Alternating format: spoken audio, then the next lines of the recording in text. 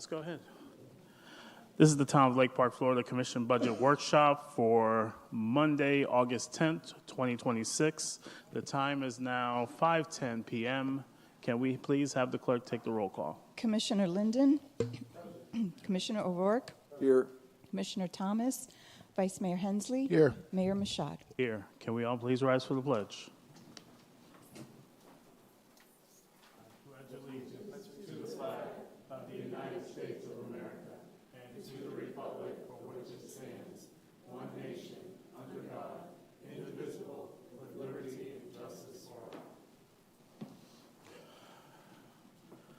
Okay. Welcome everyone that's here, as well as those that possibly could be watching or will be watching soon enough. This is our budget workshop for our upcoming budget cycle, FY 2026-2027. We have gotten over all the pleasantries, and let's get right down to business. So I welcome you, Barbara Gould, to introduce us to our upcoming budget. And Town Manager, if you have anything to add. If I could, yes. First, I wanted to say thank you for the opportunity to come to you guys, present the 2027 budget. We had some priorities that we built into this as we were developing the budget. Barbara will talk more about that. I wanted to say thank you again to Barbara up front. This is probably the most transparent budget I think that you will see. It's been posted now also for our community to see. All the tabs, almost every item that is in this budget is defined. It's located, the public can find it on the homepage of our website under the news section, and they can also find it on the finance page right underneath the basics about the finance department. It's also included in the agenda item as a link. And if there are any questions, of course, we'll have multiple workshops coming forward that if we miss something today, we'll be able to address in the next couple. We're also, and Barbara will talk about this, we're also doing something that was actually suggested by the community, a community forum, so that on a Saturday we're going to present the budget and offer an opportunity to talk about it. But again, I just wanted to say, thank you for the opportunity to bring this to you. And then also thanks to Barbara and our department heads for what they did this is a big project. It's a big project, and I appreciate it. So, Barbara. Good evening. Barbara Gould, Finance Director. I want to echo the Town Manager's sentiments and thank my fellow department heads because they put up with me calling them 3 times in 1 hour to ask them virtually the same question, which is over and over trying to get sufficient information to, again, present the best budget that we could. So tonight, we're here to talk about the general fund, the proposed enterprise funds of stormwater and sanitation, and the proposed internal service fund, streets and roads.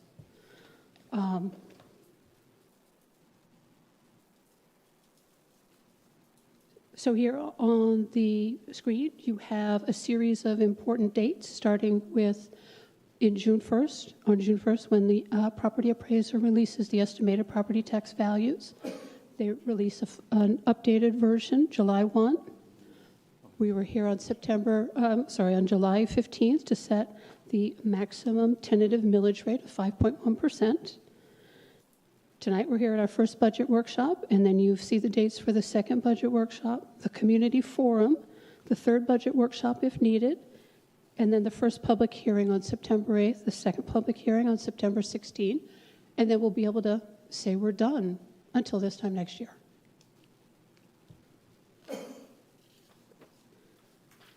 So for the general fund, we've brought you some priorities, including ensuring that our public safety needs going forward are spent with recurring revenues rather than one-time dollars, so that we know we have adequate funding to provide the safest community possible.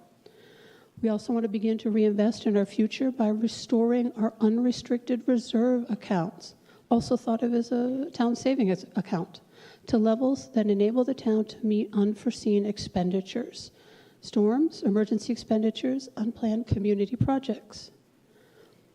Additionally, significantly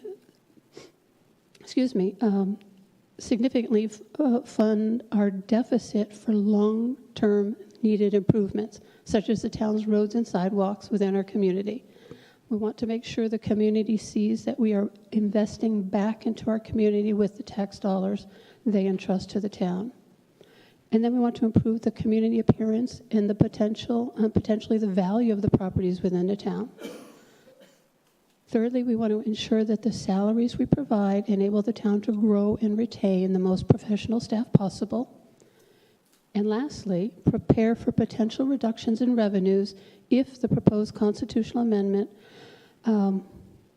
is approved in November 2026. And of course, that is the homestead reduction constitutional amendment.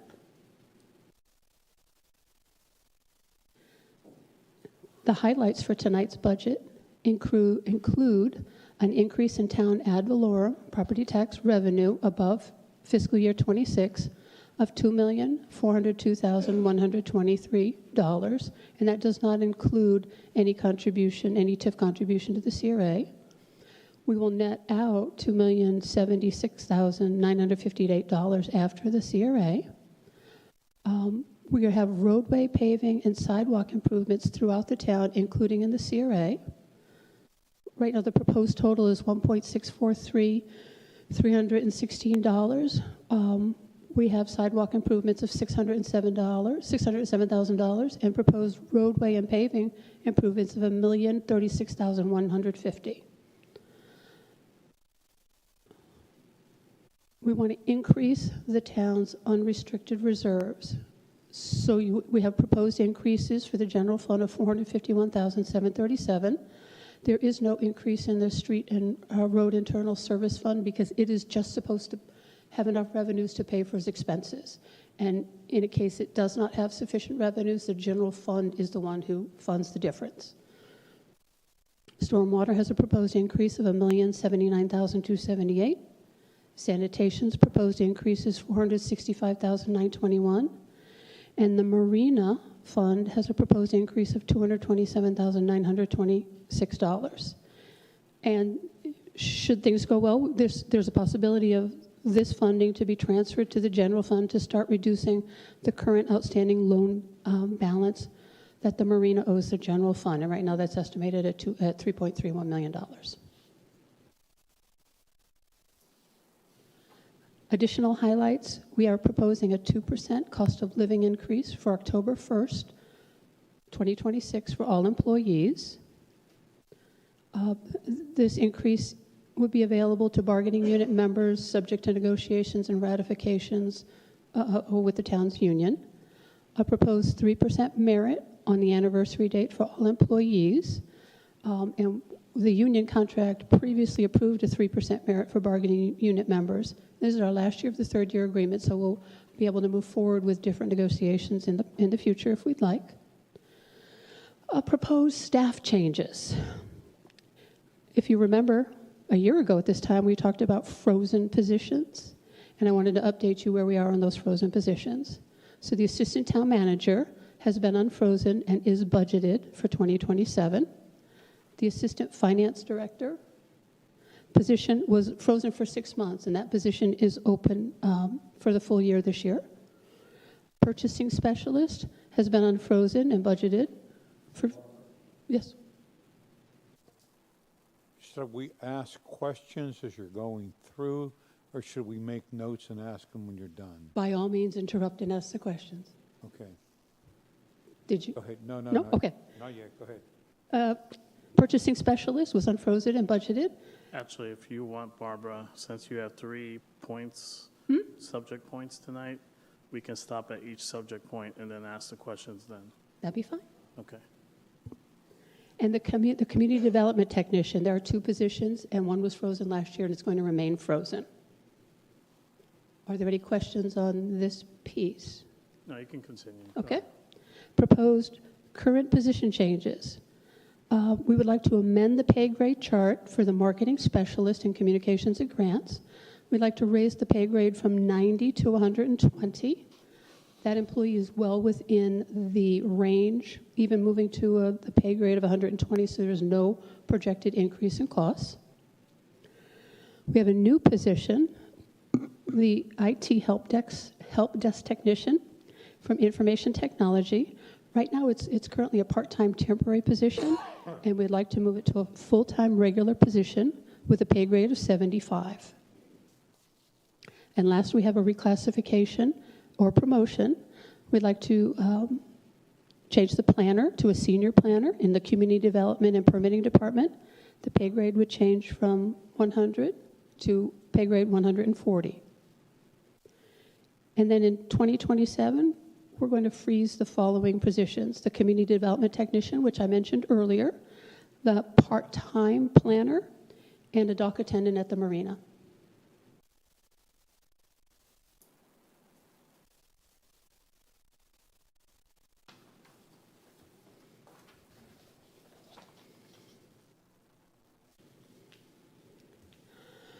Continuing on, additionally, staff undertook an exercise to reduce each funds, department, or division's budget by approximately 10% in advance or preparation of the proposed constitutional amendment. That's going to be an exercise they require every year.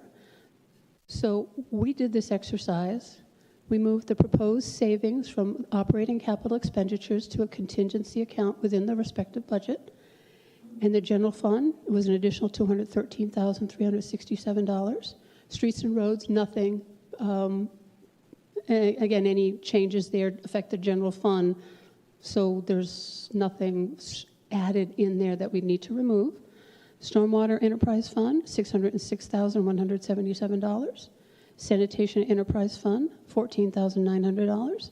And the Marina Enterprise Fund, $70,367. We did pop back this millage rate chart that we had it in July. Mm-hmm. On the previous page, we're Yes. talking. Let me go in a couple in order. Microphone on? Is it on? No. Yeah, just make sure the microphone's on. Yeah, just so it can get into the recording. Can't hear it? Yeah. Try Tom's.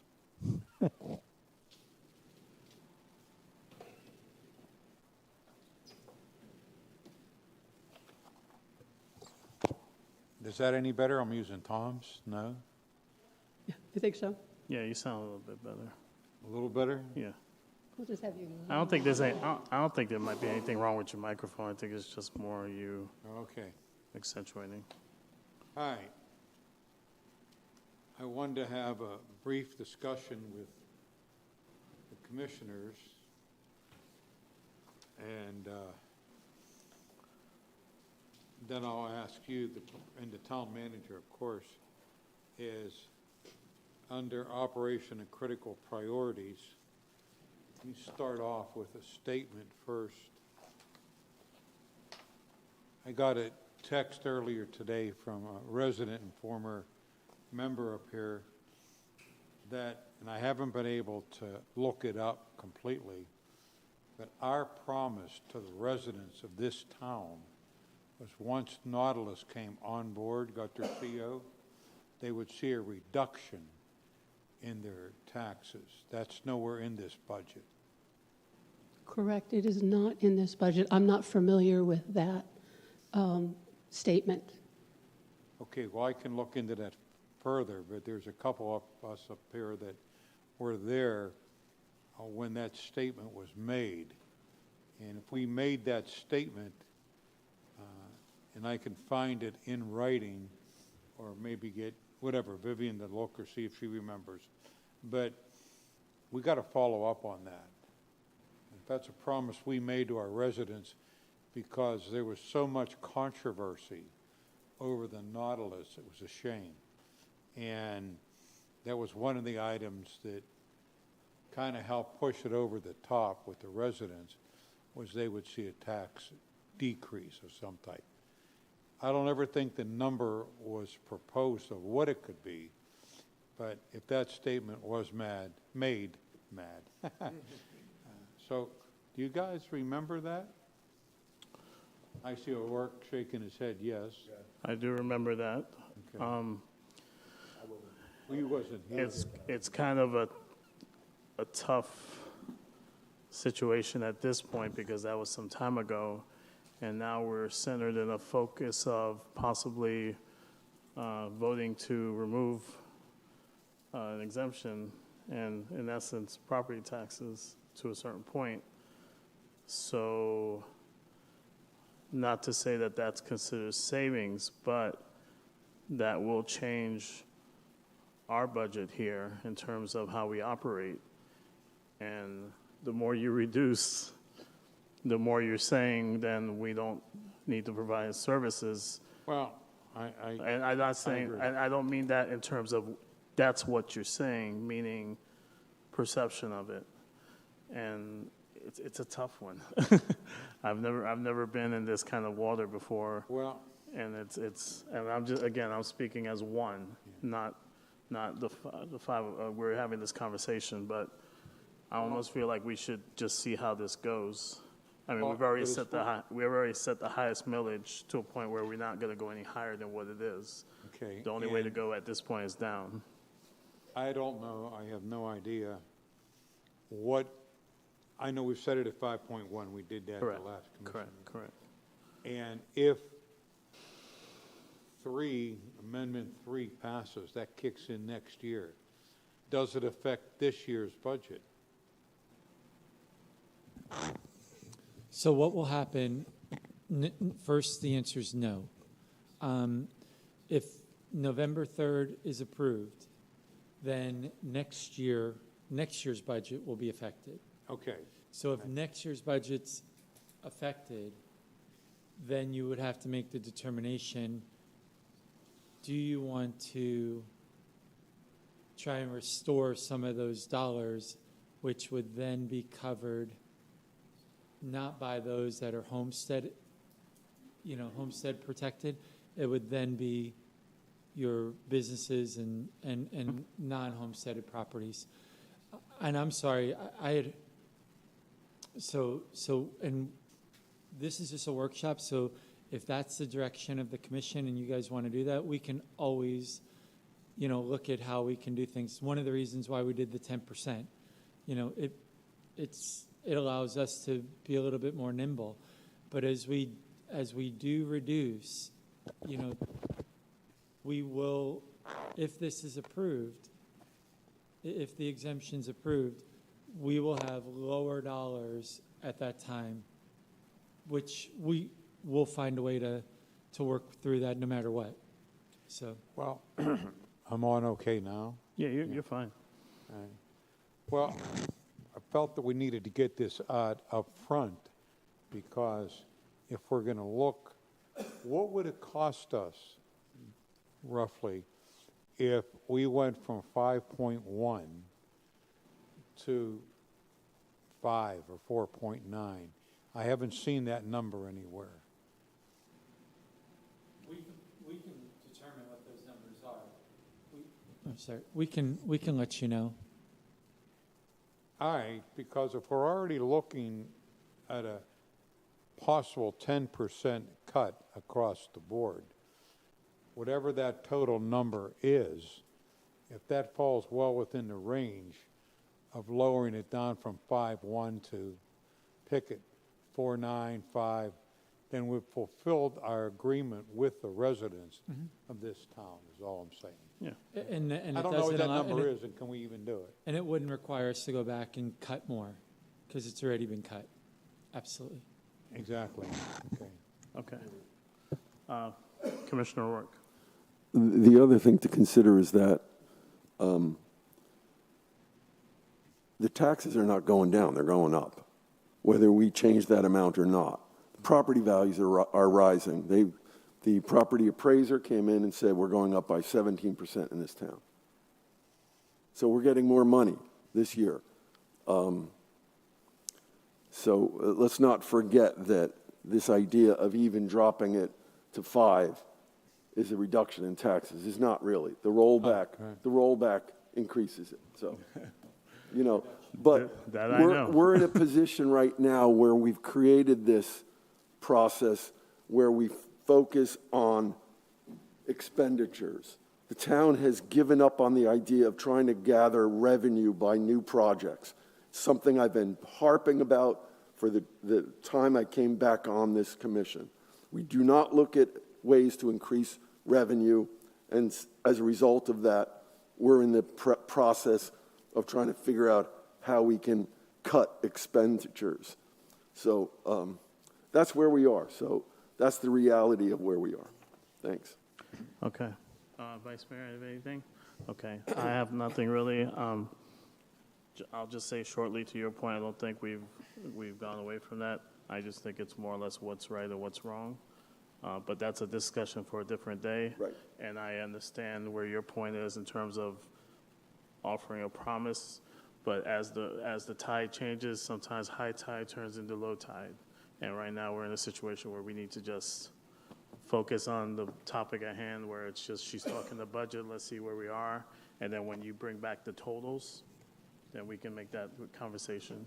Because now we have true numbers coming to us to make that. Yeah, Mr. Mayor, we can give you what it is at 5, what it is at 4 point. Correct. We can show you, Yeah. with those changes, what that would represent down to a Yeah, certain. I'd like to see it just Yeah, we as can much get as. Absolutely. So I We can just- get that for you. Yeah, that's fine. My second concern is, and I'll go back to the Nautilus, they got their CO, but with everything that's happening now with the variety of lawsuits, one way or the other, can they just put our payment on hold? Can they, do they have to pay us? What are you Not talking pay their about? taxes? What are you talking Yeah. about? If That- they're due December, correct? Okay, but one has nothing to do with the other. Once they're CO'd, they're paying taxes, it. no different than you and I. All right, so they got their CO, Yes? and they're obligated to pay taxes, which is substantial, $2 million. Well, I'm sorry to interrupt you, John. I just want to clarify this for you. Nautilus doesn't pay the taxes. The people that own. These are residents that live here. Yeah. And that seems to be the way people have approached Nautilus, that they don't recognize that those people are now our residents. They're paying taxes, and they're part of the revenue process that will happen in our town because they own these properties and they will be paying their taxes. Just Because of the CO was registered before the end of the year. And I'll even last year. simplify it further. Nautilus was issued a certificate of occupancy before January 1st. No matter who owns what within that parcel, I'm not talking Nautilus, whoever the owner is, whether it be developer or actual residents that have purchased within, somebody is obligated to pay the taxes. Okay. And it's the residents, and not being familiar with the process, do they pay us, the residents?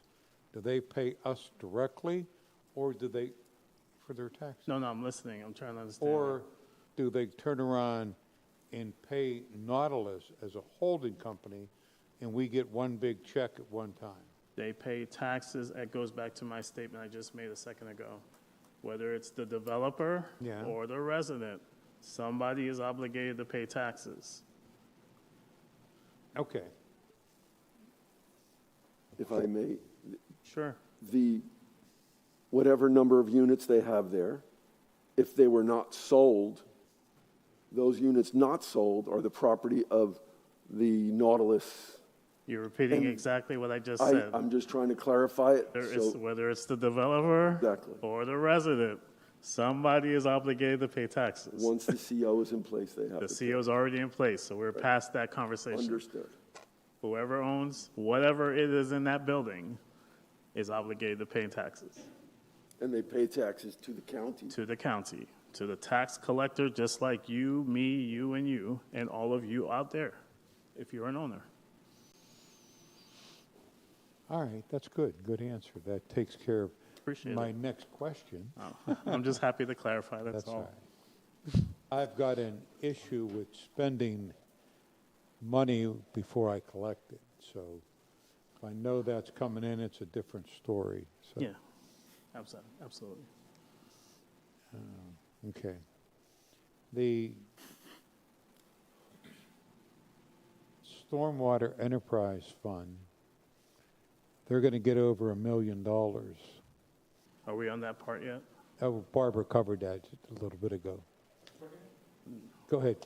We're going to go through each of the different funds. Correct, and All we're that's- doing now is just kind of giving you a quick summary Okay, of what is included, the main points. And then as we go through those departments or funds, then we can, then it may be better to kind of that's talk kind of about where I was that. getting at, Lou. So once, All right, I'll yeah, hold off all my questions. no, then. no Thank problem. you. Just until we get to that part. All right. Of course. Ms. Gould, continue. Okay, so we have a published list of the millage rates, which you saw back in July when we brought forward the 5.1 to send a tentative millage rate.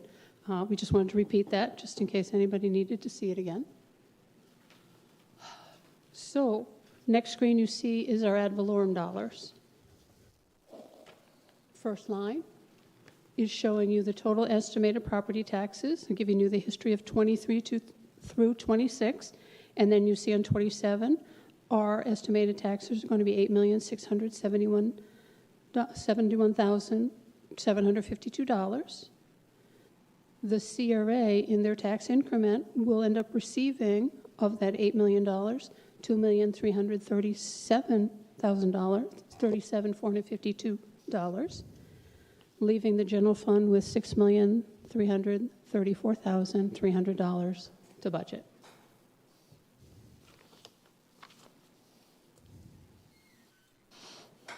Just going to say for the record, Commissioner Thomas is present to our budget workshop. Welcome, Commissioner Thomas.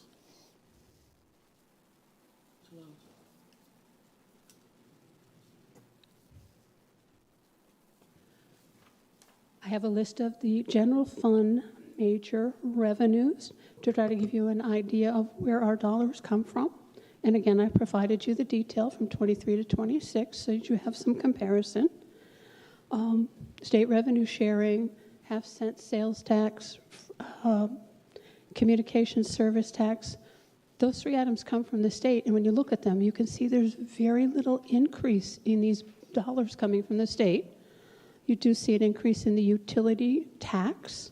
And then our licenses and permits, I've got a little asterisk there because this year we're taking the permitting portion of community development and turning it into its own internal service fund. So you won't see the revenues included in the general fund this year. They'll be in a separate fund. And we'll get to that on our second budget workshop. And then charges for services, $2,385,335. So our major revenues are $6,885,482 on top of the $6 million that is going to come in from ad valorem. And so on the next slide, I've summarized all revenues. For 2027, we're budgeting $16,683,275. Which is up just about $1.5 million over 2026.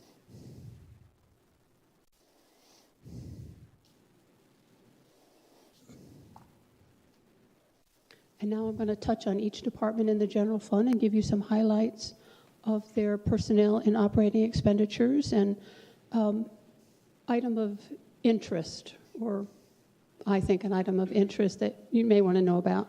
So in the first department, Town Commission, we're budgeting personnel expenditures of $141,178. Those are up because in my notes from last year at budget time, we talked about potentially increasing the stipend.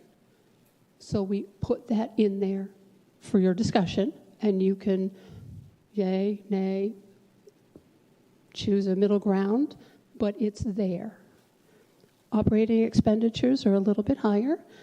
We have added in promotional activity where it was one of your budget priorities that each commissioner get an opportunity to direct $1,500 to a community event, business, at their discretion. And again, rules would be set in place with policies, commission would approve. In looking at your responses to the budget priorities, that did not rank high enough that it would automatically be included. So again, it becomes a discussion item for you.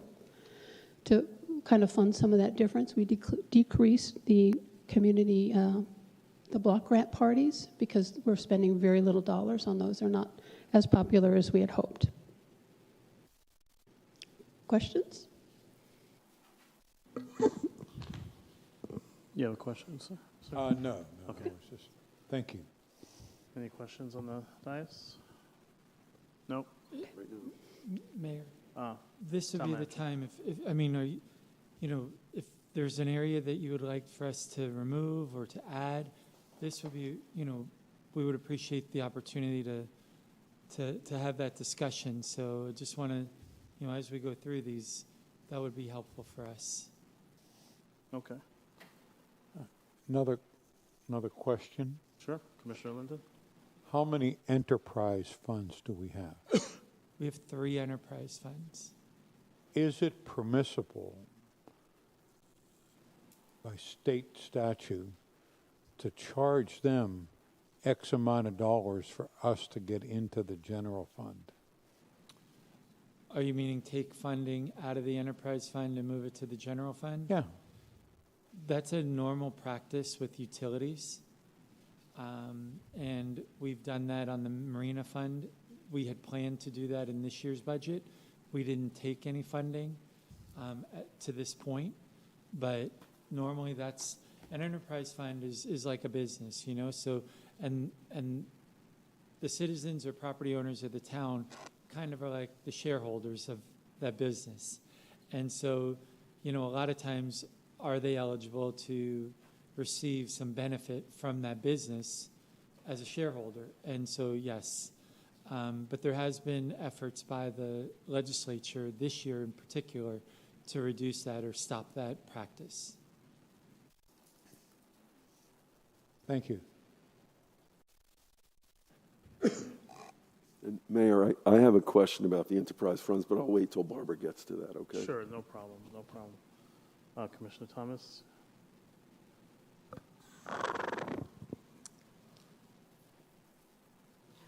I feel extremely lost here. I don't recall getting this in time for me to do any review. And in fact, I got a call today that said that the agenda and what was there was nothing available for the public to even for a backup. I know that I've been out, and I totally feel discombobulated. So if I haven't had it to review to ask questions, I don't know what questions there are to ask. Okay?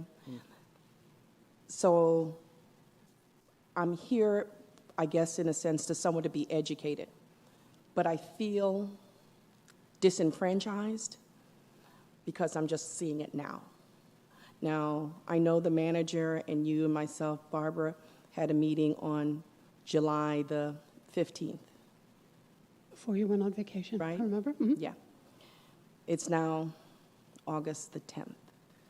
And I've had no other discussion on this, since then. So to say I'm disappointed would be putting it lightly. I try to spend at least a couple of days on the weekends trying to review this. And I apologize to the commission when I sent, requests that anybody get an agenda or a workshop, because I just felt out of place. And it was just really to try to get my, my bearings on it. But I'm late to this meeting today because I think up until Saturday was when I realized, when I knew the meeting was, and then I actually asked to confirm the meeting because there wasn't anything in my commission agenda here. And so I feel disappointed, right? and very out there. And I don't know, maybe all of you did, receive something, before me, and maybe was a lot more engaged than I was. But the last time I was engaged with the budget, Barbara and you, was July the 17th. And I didn't see any correspondence prior to that. So I'm just saying, I just feel that there's a huge void here, trying to understand where we're going. So Mayor, I want to excuse myself from any discussion here tonight, because I don't feel that I've been given adequate time to review something to make, and I understand that this is a workshop, but I don't feel that I've gotten the courtesy, my board, to review something in order to make any comments. And of course, coming in here late today prior to, because I'm back at school, and I cannot make, and I've said it on the record, that I can never make a 5 o'clock meeting because of where I'm coming from. And I don't want to be a bearer of bad timing, but this was a really inconvenient time for me, and that's just to add. Okay. Understood. Mayor, may I Sure, follow go up with ahead, that? please, Commissioner O'Rourke. I appreciate what you say about the time, and that's, if I didn't have my schedule the way it was today, I've actually been out sick, and so, but I agree with you that 5 o'clock is a very difficult time. It always has been. We usually moved it to 5:30 or 6. So if we can, I don't know when the next meetings are scheduled, if we can agree at this time to go to a later time, I think that'd be appropriate. I just wanted to. I don't think you guys have any issues with that. So I think that's fine. Okay, and then I have one other thing. I'm going Sure, go to get ahead. right back into the discussion.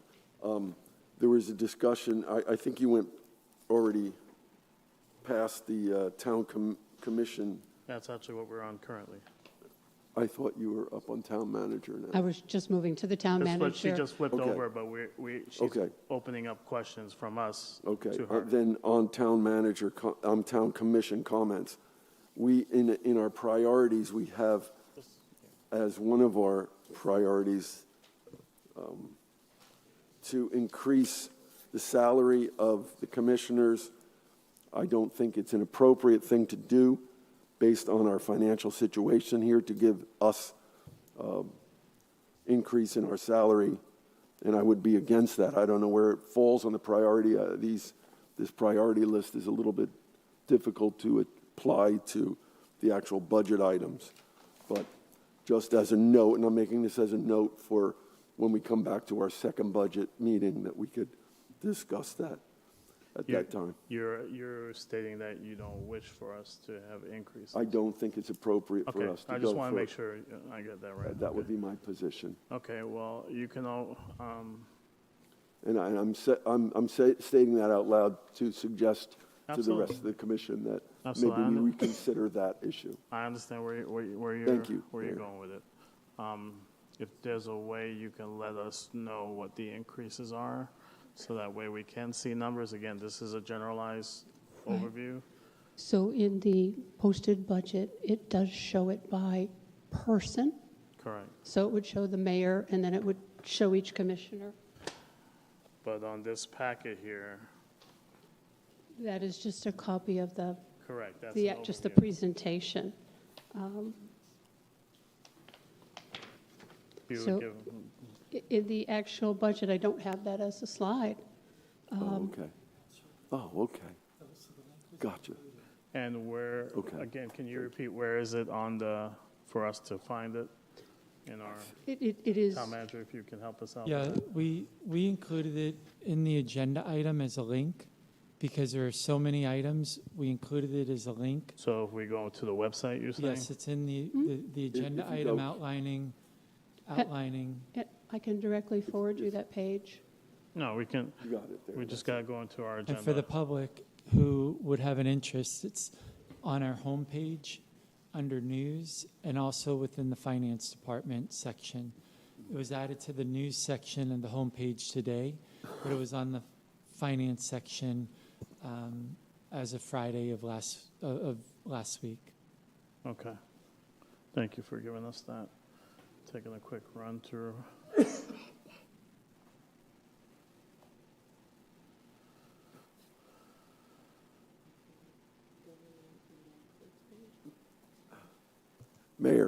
Yes, sir. I'm going to ask to be excused. Okay. I'm having a little difficulty health-wise right now, and I don't want to be the person that passes whatever I have on to That's- anyone else. that's And fine. I'm asking to be excused. Not a problem. I think he said if it's on the home page, right? Am I, It's on the homepage of the website, as well as within the agenda item itself. yeah. And then click there. Click there, right there.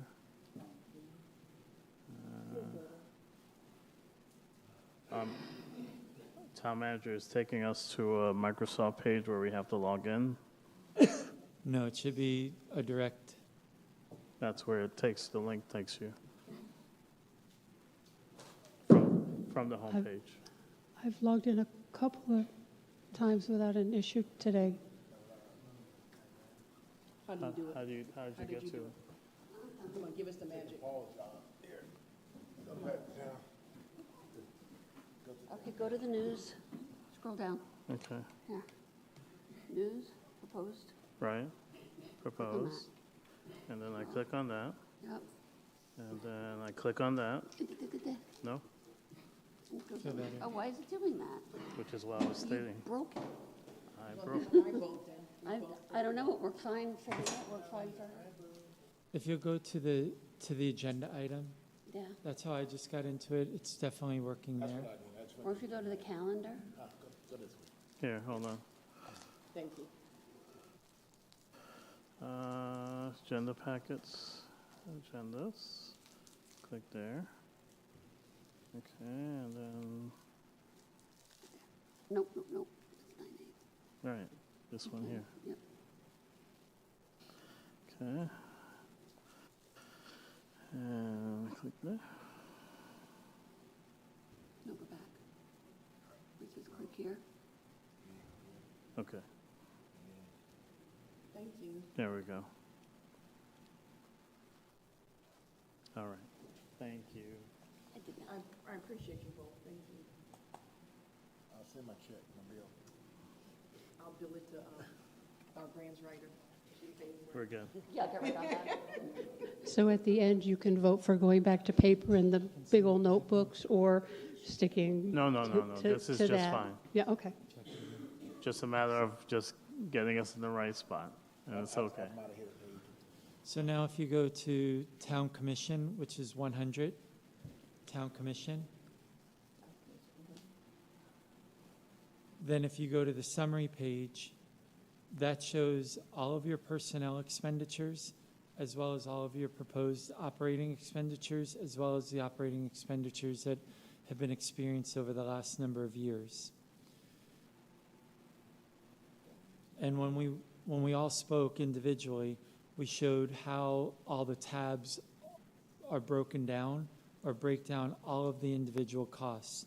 So if you go to personnel, that shows the mayor and the commissioners, their current salary, Yeah, if the we scroll, proposed increases, and all the associated costs, including health insurance, FRS, gotcha. disability, workers' comp, for a total personnel expense. That's the way it is for all staff throughout this budget. So then so not only you, but the public will be able to see a true cost of what what each position is required. It's required for total benefits and salary. Then if you go to the tabs that are underneath, for example, for contractual, and this is all an Excel spreadsheet. Yeah. So with Becker and Polikoff, that's our state lobbyist. We pay $5,000 a month for 12 months, so it's a $60,000 cost. If you go back to the summary page, just for reference, you'll see that the contractual services line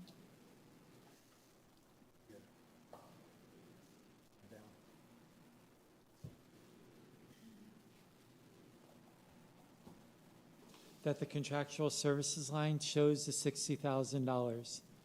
So each expense or proposed expenditure is broken down and justified in each of the tabs that are within this document. So if you keep going on, travel and training, these are all the proposed travel and trainings, all the conferences that are proposed for the commission. This was based on our survey of you all earlier on which conferences you thought you may or may not be able to go over the next year. Okay, and this is for, just to understand, this is for each item. This is for- It's uniform the same It's way. the same exact way for every division, every department, and every fund. Yes, sir. So then if you look at telephone, we're proposing a cell phone for each member of the elected body. Yeah, Postage and shipping, there's no proposed cost. Printing, business cards, name badges, in case someone loses their name badge, things of that nature. Promotional, town promotional giveaways, like a T-shirt, a pin, things like that we can promote the town. Also, there was a request to consider an event for our town board and committee members. So we've included that at $1,000 under the promotional. And then also Barbara mentioned the $1,500 per commission member for the community support fund. Again, those are items that if you feel that you want to continue with them, we can certainly leave them. If you'd like to remove them, we're hopeful that during this process, we can just be aware so that we can remove them. okay. And just not to go sidebar on this, town clerk, I know I have the public comment card. I was going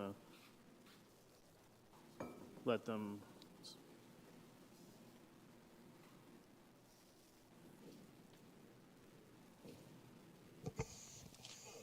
She wanted to alert you of something, but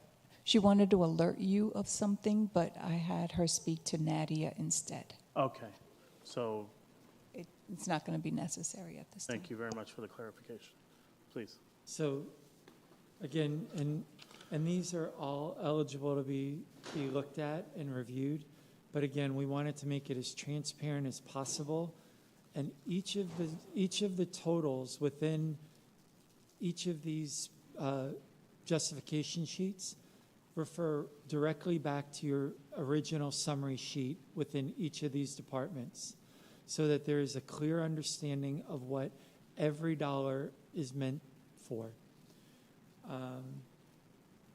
So again, you go to block parties, that number's been, I think, $5,000 at one time, reduced down to maybe $2,500, and we've had no requests this year. We've heard that there may be one. So we wanted to continue including it. So instead of going to the 25, we went to 1,500. Use the other 1,000 for the thank you for the commissioner or for the board and committees. Historic Preservation Society, $500 annual allowance. Uniforms for the commission. Shirts. It's important that you guys have shirts that represent the town when you're out and about. Miscellaneous supplies. And then, of course, all the different memberships and dues that would be required. The one that I would make reference to is the Forum Club. That's probably the new one. I think that's important that we attend that. That's also included in the town manager's budget as well. That's under membership and dues. It's the very last. And so I think that's really important for the commission and the town to be a part of, because so many business leaders are part of it. And to attract new business, I think it's very important.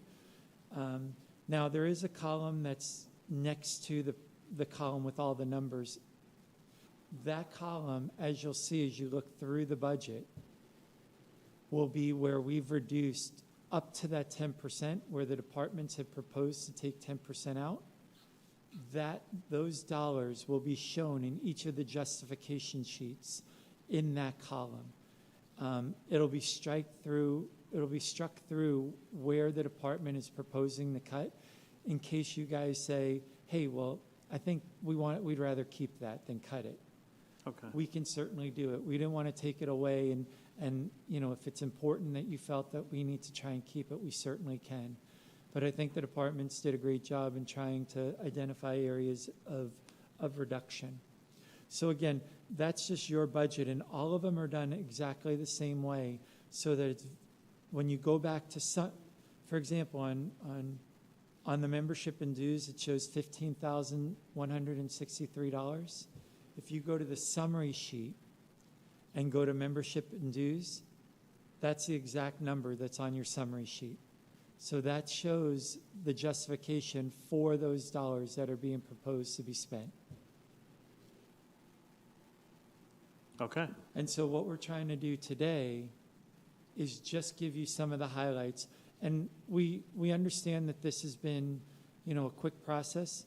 That's why we have 2 other opportunities to talk about this. We just wanted to go through, and if you did have something today or now, certainly we want to be able to address it. But if it comes out to be where it's at the next meeting, that's perfectly fine as well. And also if we need to reach out to you, Barbara, as well as Absolutely. just Absolutely. keep the dialogue going. Absolutely. But again, our intent was to be as consistent through the entire budget so that not only you, but the community felt that there was a true understanding of where all the dollars were being spent or how they were proposed to be spent. Okay. So I don't want you, I know we spent a lot of time last year, asking question, what is in that budget line? What is in that account? We wanted to make sure that you knew what was in there so that you didn't have to ask those questions. Of course, we're here to answer them, but we wanted to try and address it so that you knew. Okay. Barbara, you want to go ahead and continue? I'm sorry? Continue. Sure.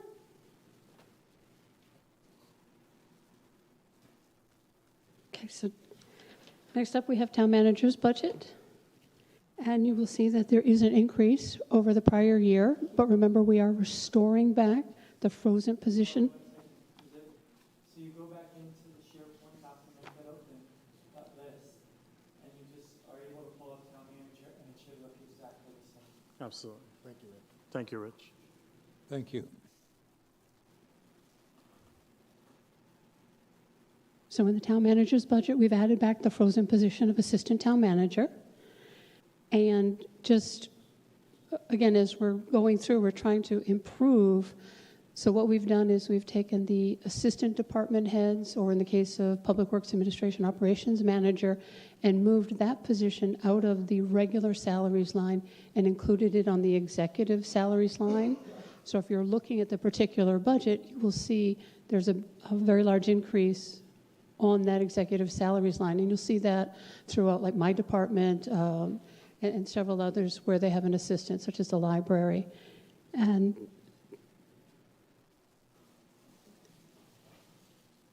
additionally, there has been an increase in travel expenditures because of that extra position. That assistant town manager will also attend conferences, so you'll see those increase there. So the total proposed budget for the town manager of operating and personnel costs is $515,696. Question? No? If you'd like to see the full cost of all the positions within this department, It's in the spreadsheet. you there. go to that spreadsheet, scroll all the way over to the right. It also breaks it down, unlike where you guys aren't, you're not eligible for the proposed merit and the cost of living. I know. but you'll see that for all the staff going forward, assuming that's where you guys want to go. That can change if that's where you guys choose, but that's the way we're showing it, and it shows based on where it is today, what the 2% would be, what the 3% would be, and then what the total is, and then it shows all of the other benefits that are eligible to the employee based on what we offer. Okay. And again, in the past, we had those all in different lines, and they are in different lines, but we took that and put it all in the one spreadsheet so you and the community have a true understanding of what the costs are. Next up is our Human Resources Department. So there's very little increase in human resources. We are proposing a 5.39% salary increase in total personnel expenditures. There's no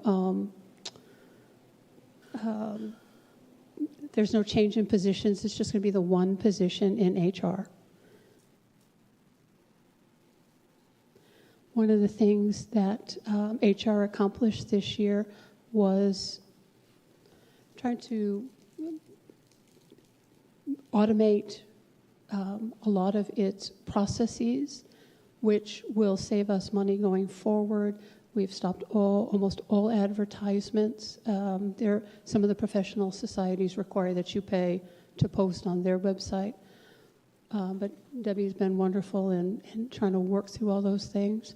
She's changed the process where we're spending less money up front on a potential employee to the point until they make it through a selection process and get narrowed down as one of a top candidate. And then she continues the background process. And it saves money on some of the items that we were spending tons of dollars on criminal background checks and driver's license checks when we didn't even know if that person met the department's minimum standards for being granted an interview.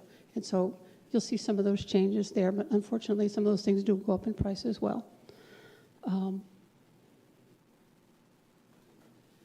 Town clerk, total personnel expenditures are going to increase 3.21%. Operating expenses have decreased substantially, and the major one is there are no elections planned. Additionally, they gave up one copier, and we released copiers townwide last year. And so you remember talking about I gave up my copier, but we've gone to smaller copiers that were less expensive. And so we've saved money across the board there, but Vivian gave up an extra copier. We've decreased the computer software, and we've made a universal change where every general fund department that had some sort of a software in their budget, it's all been transferred to the information technology budget. So you will see that software, that line increase substantially. But Paul is responsible for all software, and he shouldn't have to chase around trying to find it all. So it is all there for him to review, price, compatibility, so he gets it in his budget too. I'm sure that'll keep him and his staff member very busy. Well, when I get to his budget, you'll see how we've solved some of that problem. Additionally, we are decreasing or removing actually the telephone stipend that most departments have heads received for use of their personal cell phone to do town business. We'll be issuing them a town phone because it ends up being cheaper. We can get a better plan, save some additional dollars. So we're saving about $250 per department head where we're making that switch. It's also a better way to maintain documentation. Yeah.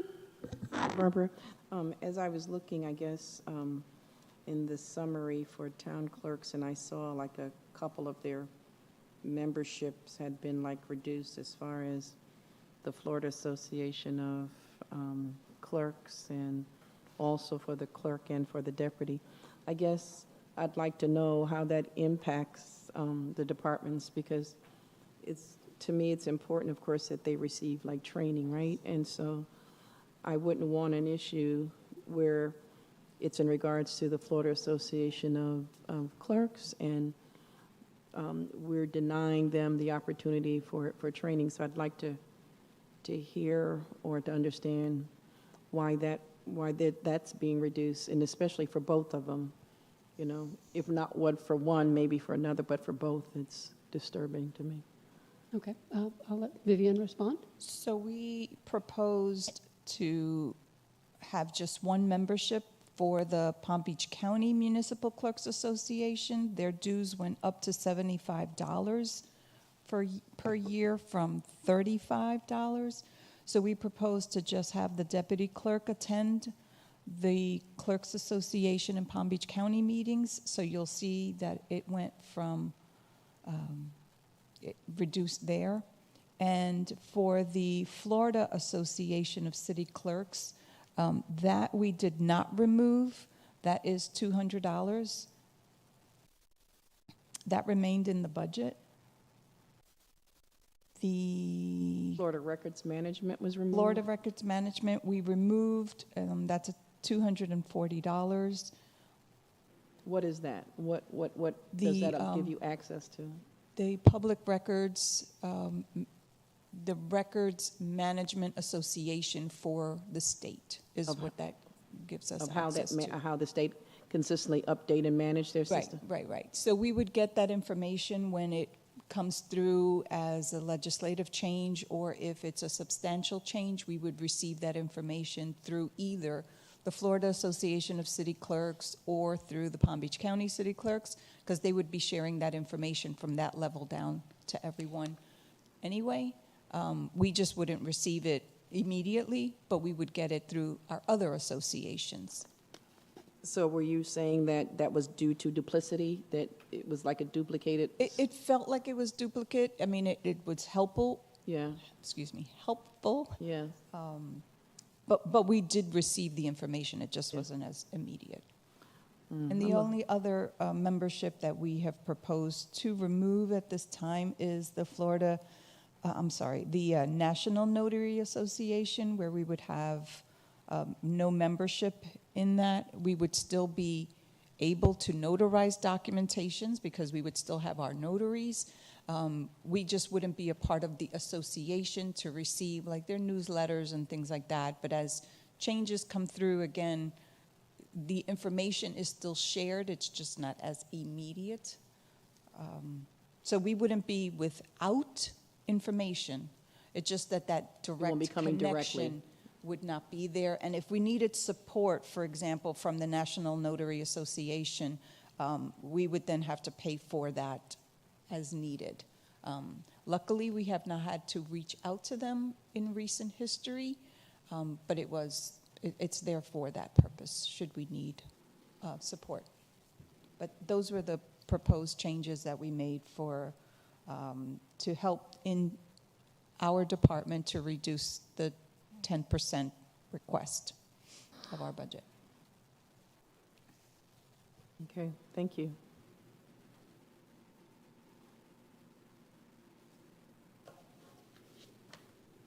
Well, I said I wasn't going to make a comment. There's been so many legislative changes that has been happening, and especially when our commission goes up to Tallahassee and we lobby, and when we come back, we find out that there are legislative changes. I would say being able to keep an accurate record of what's going on to me is important. That's just my opinion. Thank you. One of the things, and I'm glad Commissioner Thomas brought this up, because I had brought up about that column, and those are the proposed reductions. We'll show you later on, those reductions for each of these departments or divisions or funds are captured later on in another area of our budget as a contingency amount. Those dollars remain in the budget, but they don't remain in that division or the department. They remain in the budget, so if there is a need for them at some point, we certainly can utilize them. But it's saying if they're not there, do we need them? But if they are throughout the year, they're available so that we can use them if they are needed. And that's why we did that separate column, so that you'll be able to see. And when you look back, you'll be able to see those numbers. And if those numbers are not utilized throughout the year, those dollars will be returned to our reserve account, which will help us in case of an emergency and and restore some of our reserve dollars that we're pretty low on now. Okay. And that was the effort. Barbara? Ready? Legal fees. Are we leaving town clerk and going to legal? Is that what it is? Correct. Okay, then I do have another question. Okay. I see that the proposed reduction in advertising for town clerk went from 4,800 to 0 for this proposed fiscal year. I was under the impression that we do have to advertise for legal advertisements. No? It will remain at 48. Okay. We didn't propose any reduction in that line. Okay, Yeah, because we don't have control. okay. Okay, okay, thank you. Thank you. I did ask Vivian to look at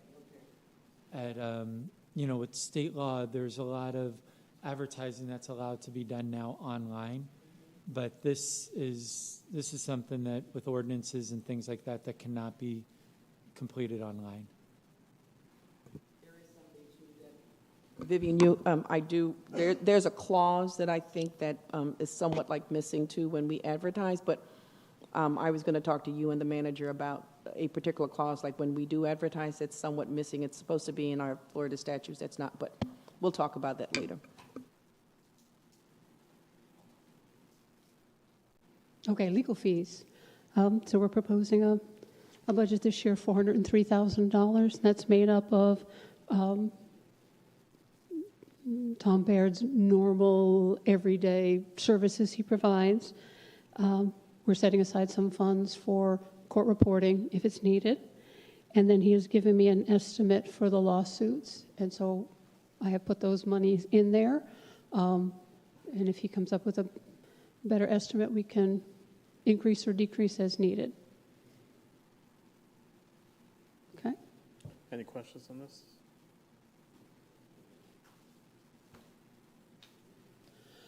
Next, we move on to communications and grants.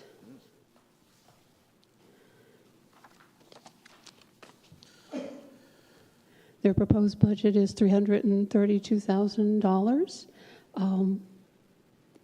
This is where we propose the marketing specialist reclassification from pay grade 90 to 120, but there was no salary adjustment needed to bring it to that level.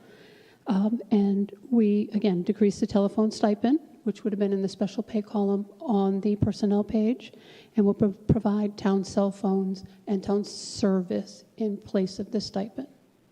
Okay. There is one other expenditure that I would like to bring up. It's in the advertising section. We, in the past, have done a number of townwide mailers for different events. Those costs have gone up significantly. And when we've done a number of those mailings, we've maybe not seen the turnout maybe at the meetings as a result of those. We're now seeing that those mailings are costing about $8,500 every time we send something out because of the cost to mail. And so we've had a lot of success with, our videos, our social media, our when we send things out or post things on our website. And then we've also had the success of going on site to other locations. So that's been one of the proposed reductions in this budget. And it's been proposed at $34,000. So it's proposed to be removed. Again, in the contingency that if it is needed at some point, if something comes up, it's needed, it would be available. Wanted to make sure you guys had a heads up on that one. Does that include when we do it in multiple languages? That I believe so. Yes, that's included in that cost. Do we have a different approach of how we're going to disseminate them outside of our normal? That might be less costly? Well, through what we've been doing in a lot of cases, just through posting, social media, on our LED board, those types of things have seemed to be generally a lot more successful maybe than the mailings. But we can certainly continue to keep it. It's just a significant dollar amount that we wanted to bring to your attention. No, I just want to make sure, because I know trying to disseminate in multiple languages was something that we had pushed for in the past, and I just don't want to lose touch with that currently. I mean, we are a very diverse community, and I want to still somewhat have that connection and not fault anyone because, you know, they still speak their predominant language and still be able to offer them the same information that we would to everyone else. Meryl, did we do the mailing for the community forum with Barbara? Yes, the $34,000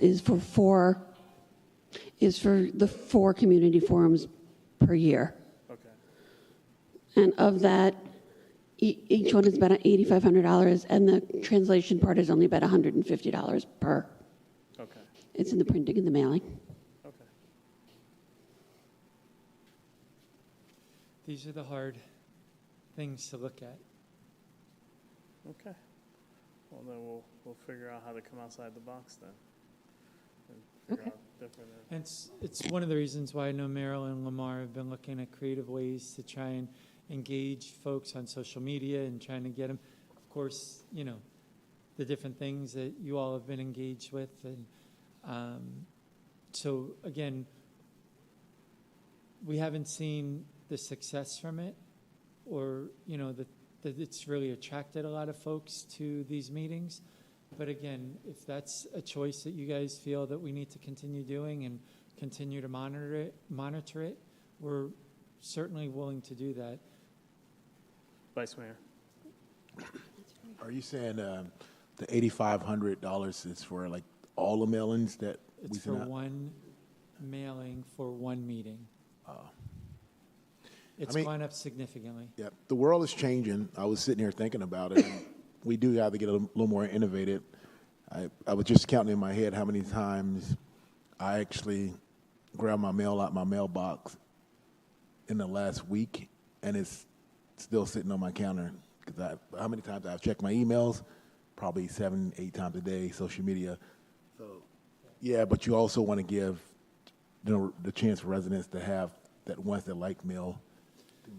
That's a tough one.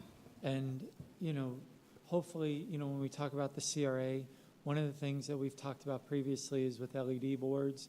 So having more of those available within our community so that we can continue to communicate better as well.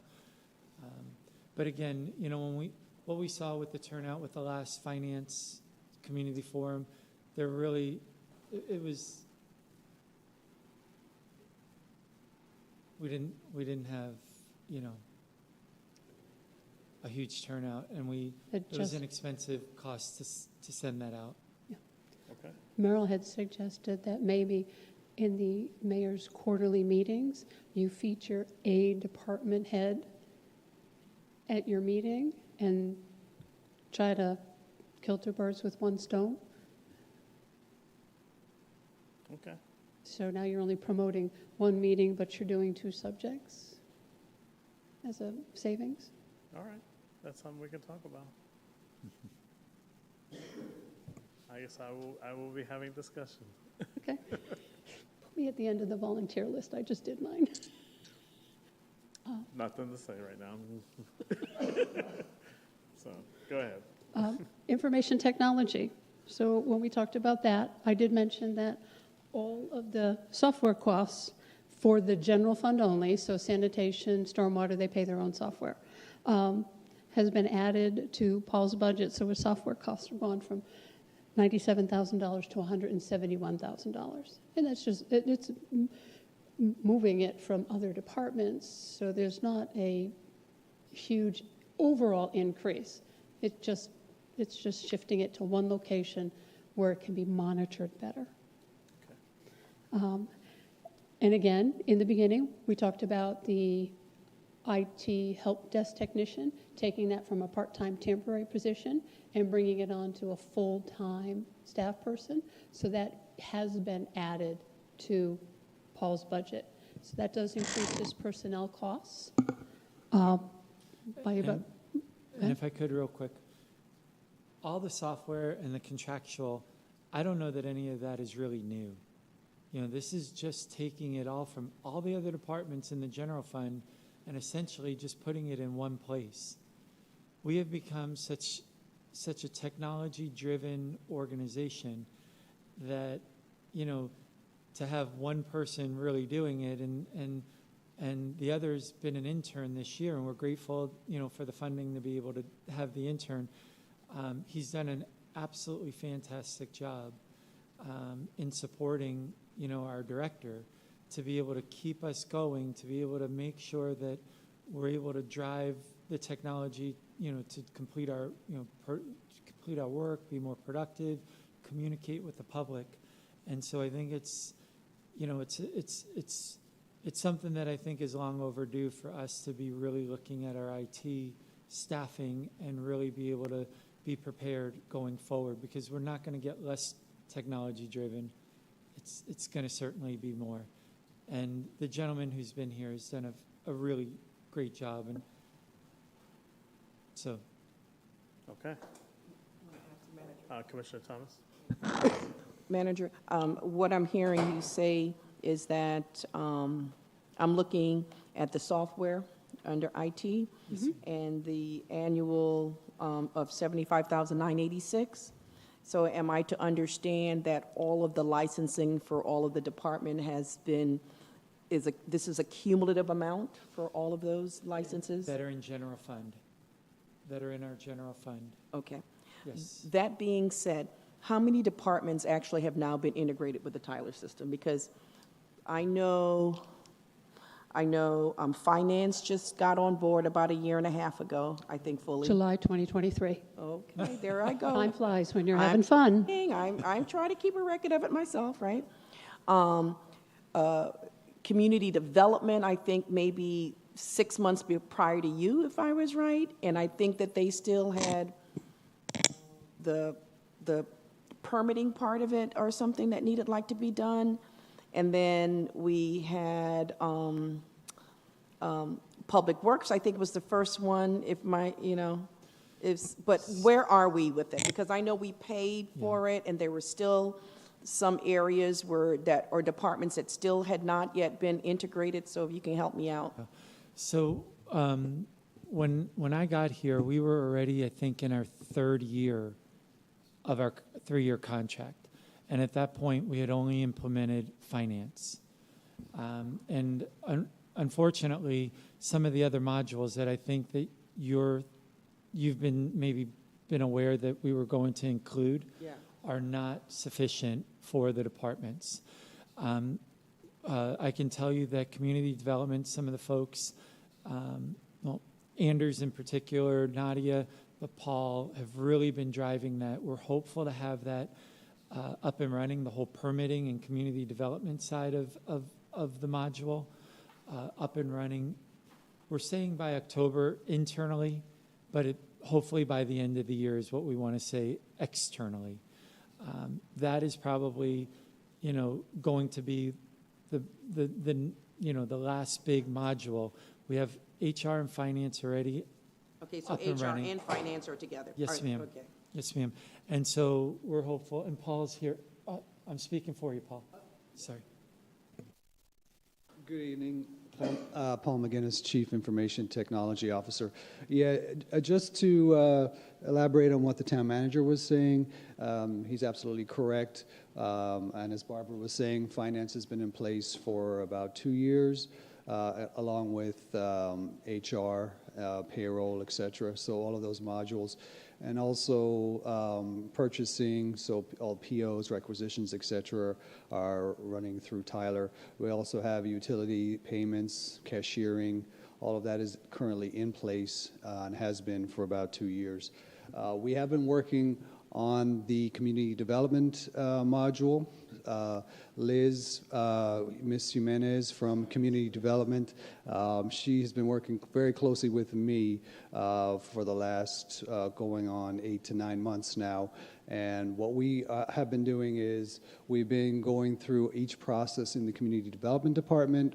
We've been outlining the process, documenting it, and then configuring it and building it within the Tyler system.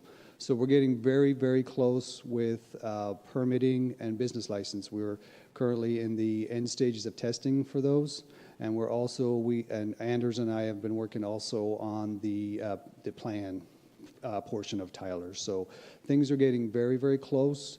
I'm starting to see the light at the end of the tunnel. It's been a long road, but we had to do a reset about a year, just a little over a year ago. We had to do a reset on the project and really start looking at it from our perspective and what we needed from the product, whereas before that the vendor was pushing it from their perspective. So we did a project reset. It's turned out to be more successful in the implementation, and we feel like we're making some great progress, and we are getting very close.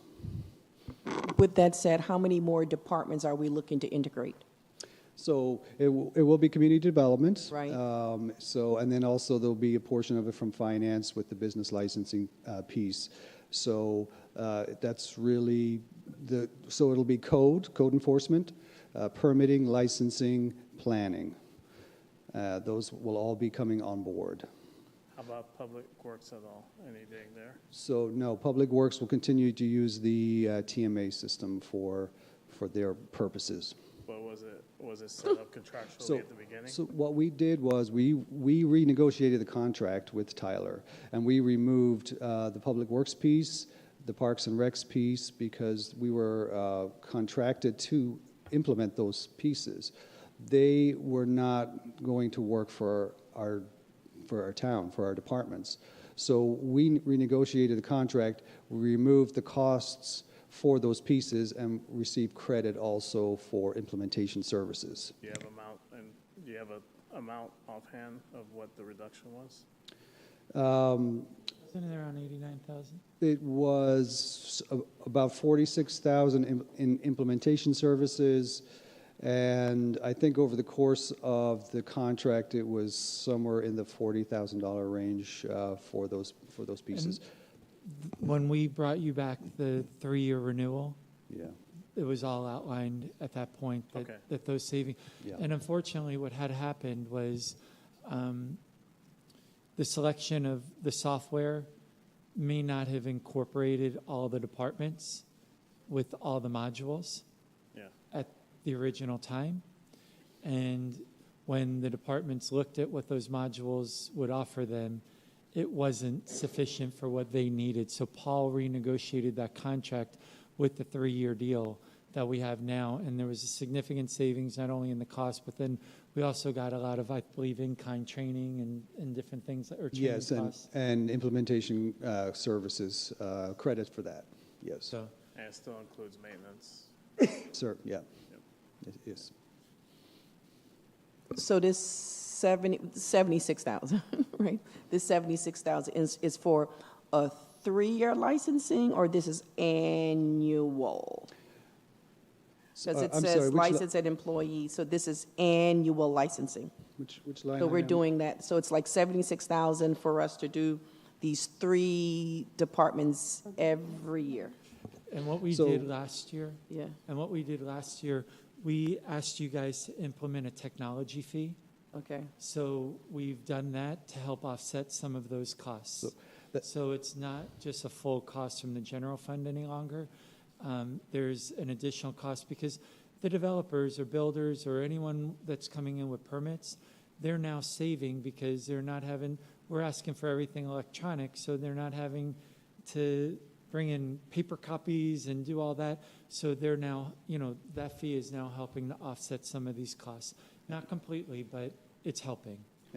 And Commissioner Thomas, to answer your question, that's the annual fee for the software. That's not the 3-year cost, that's the per year cost. That's the subscription cost, basically, That is which includes the maintenance if there's ever any issues that arise. yes, it's support, yes, support, maintenance, et Yeah. cetera, yes. I'm familiar with that at my own job. And so the software it's a cloud-based system, so we're paying for the, licensing to be able to access and use the system. What we're doing is we're eliminating other systems. We've eliminated the code, we will be eliminating the code enforcement system, the permitting system, the business license system. So those systems will go away, and we'll just centralize everything onto Tyler. It won't completely cover the cost per year, but we will be centralizing the technology, centralizing the processes, and in the long run, we're going to be making life easier for our residents and those doing business with the town. But until that happens, we've been paying two costs. Right. And we've been doing that for a considerable amount of time. And so Correct. that's why, that's why when Paul said a year ago, we got together and said, we've got to really start driving this and pushing this. And the staff has done a really great job, because the permitting side, as you know, is a huge monster. It's a big thing. And it's not just on the front end, on the back end, it's also making sure on the front end it's it's the usability's there. So it's been huge. And once we do that, then we'll be able to save on some of those other I costs. understand that completely, Yeah. because I was a part of some of those things in my regular line of work, and the front end is vital. Yes. It's very vital, because you want to almost get it to the point where it looks like what you had on paper. It's the same look in electronic format. Correct. And if So- someone, if they don't use it, if they don't like it, they won't use it. Cumbersome, that's right. It'll be, and that's the thing, because that's what I did here at the beginning, that it was very cumbersome. The other part about it, considering that we are paying such a steep annual, licensing fee, at some point, right, we're able to cover those costs within the department, right? It's making it run inefficient. It could actually pay for itself, is what I guess I'm running into. Well, that's one of the reasons why we've come to you guys and talked to you about, the contract with the building side, because it's such a big cost for us that we're paying With the building official is what you're referring to. and so we were also exploring working with another community and sharing those costs. So all of those costs will help keep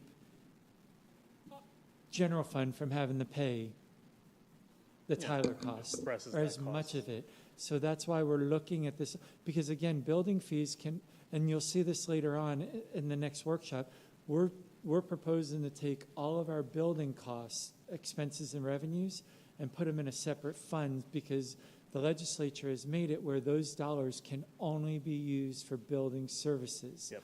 So by us removing that and putting it into a separate fund, it allows us to be cleaner audit-wise. Yeah, you're creating a separate line item strictly for. That's it. That's for it. And it'll building be a system. separate fund, essentially. That's right.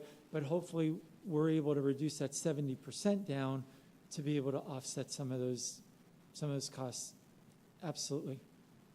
And then, of course, Nadia is also looking at, statute was recently passed where fees have to cover themselves, the services. So you'll be seeing some of that in the fee schedule as well that's coming forward. So again, the legislature is really driving a lot of this stuff for us, and we're trying to stay up with it all Okay, and stay ahead of it all. So, thank you, sir. Thank you. thanks, Paul. Mr. Thomas, you're good? Thank you. Okay. Thank you all. Thank you. Any other IT questions? Nope. Okay.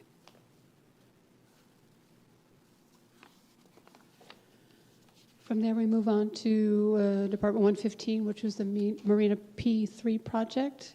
We've budgeted nothing in here because we have no information to be able to do so. These were potentially going to be reimbursable costs based upon the agreement. So until things settle in whatever fashion they do, this will remain blank.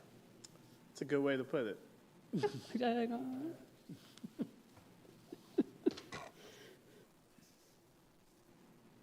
Oh, sorry. There we go. Moving on to finance. Again, there is a significant rise in personnel costs because we're adding back the frozen procurement specialist position, and the assistant finance director was in last year's budget at only 6 months, and so that is budgeted for the full year. And again, assistant department heads' budgets are now showing up on the executive salary lines, just as a piece of information. And again, finance will move over to a town-issued cell phone and save the telephone stipend there. Going back to what the town manager said about really no new software, there is one new piece of software in Paul's budget, because it's mine, it's a budgeting software. Again, talking about the state driving things, making budgets more transparent, making them line item accessible. There's no way we can do this with our current software or the spreadsheet process that we're using. So in one of my conferences, there were 3 different budget softwares there. I've talked to all 3. I've done 2 demos. I've got 1 more to do. But we're kind of watching cost on that, and so we have projected a potential cost. And we're seeing, and of course, what Barbara's talking about is Florida statute was approved, or a bill was approved. The governor signed off in January 2027, this upcoming year. We're supposed to have a budget software that's searchable. The budget's supposed to be online, and it's supposed to be searchable. And that software is projected to cost about $30,000 to $40,000. Am I right about that? 32 is the one price I have. So what Barbara was able to do is find out that there's a county in Florida that actually created their own software, kind of similar to what we're doing now with an Excel spreadsheet. This is all Excel. We're doing this all by hand. It doesn't automatically, go there. There's formulas everywhere in this document. But Sarasota County built their own software, and it's super affordable. It's about maybe less than $5,000 or so. And so that will allow us to meet the requirements of state statute going forward. So that's the software that's in there. The additional part, just to bring it up, in that statute or in that bill, it also requires us every year to go through an exercise of cutting our budget by 10%. So that's another reason why we did the exercise this year, is to begin that so that we got ahead of it. But that will be a requirement as part of state law going forward as of the beginning of next year. Any other questions on the finance department? Any questions? Commissioner Linden? Barbara, in the finance section, we have 2 vacant positions. You're actively looking to fill those 2? Correct. Okay. Thank you. You're welcome. Oh, wait. And then there's a purchasing specialist. Why does finance need a purchasing? Is that across, you're going to cover across Across every the town. department? Okay. So if I needed to buy something, I'd talk to finance to talk to the purchase. Not on my own, right? You mean the procurement person? So what we're looking to do with that position is for our larger purchases that require competitive solicitations, that require us to meet our procurement code and or state law or federal law. That person would have that knowledge of being able to do that. So what's happening right now is we have department heads that are purchasing and doing large purchases and going through the process, and we may not be following our procurement code the way we need to be following it. This is something that I think is absolutely critical for us going forward. What it also does is it takes away the staff that are doing that and allows them to do the job that they probably need to be doing. Because when you go through the competitive solicitation process, if we have to go out for bids, I mean, that's a big process of reviewing the bids that's why if we have piggyback opportunities, off of larger organizations or larger cooperatives, it allows us to be able to receive those those cost benefits, the economies of scale that those organizations offer us, that as a smaller organization, we're not going to get. So this person would be available to work with other cooperatives and be able to work with other organizations, because it takes so much time away from our staff to be productive. But most importantly, it allows us to be in line with our procurement policy, which there are a number of concerns that I've had and I do have with regards to how we're purchasing and how we have purchased. I think this is a really important position for us to go forward with. That's a full-time position? I don't know how to. Yes, it is, with benefits. Mhm. Yeah. Okay. Manager? Following up on that same question, I remember being there when a bid would come in for some reason and would have 3 or 4 staff people looking at the bid. Oh, like the Would committee? this purchasing specialist now replace that 3 or 4 people? No, because there are requirements, say for like an RFQ or what's called a request for qualifications for a professional service like an architect, a landscape architect, an engineering firm. A planning firm, I think, would also qualify. You have to set up a committee by statute to review those documents, the documents that are received, because then you have to score them as a group, and then those scores are combined and a recommendation's made to the commission. That's all outlined by state law. On proposals, on RFPs, the same thing. If we went out for an ITB or what's called an invitation to bid, which is provided by state law, and this is all going to be included in the revised procurement policy that we're going to bring to you next meeting, that would require us to have a specific scope, and they would price just on that scope. And so that would allow us just to determine based on price and their experience, or the type of work that they do. And that would allow the procurement specialist to look at it that way. We're still going to require the services or the assistance of a department, just like Meryl does when she goes out for a grant. They're not going to have the expertise and the technical knowledge of what the scope needs to be. But they'll be able to put all the documents around that scope and then put it out on DemandStar and out into the public. And then when we do receive it, they would then be responsible for opening the bids with the clerk and then following up, bringing the items to the commission rather than the department doing it. And it would allow our departments to be a lot more functional. Now, if it's business cards, they're probably not going to be ordering business cards. But they're probably going to have a plan so that we're all not ordering from 4 different printing companies. So that's, and right now, Vivian has done her absolute best and really done a great job in trying to manage contracts. That's another area that we really struggle with in making sure that we know when a contract expires. We have areas that are of concern right now where contracts have expired and we've purchased after that, significant purchases. We need to clean that up. It's been a problem for us on the backside, and we need someone that has their eye on that ball. That sounds good. Thank you.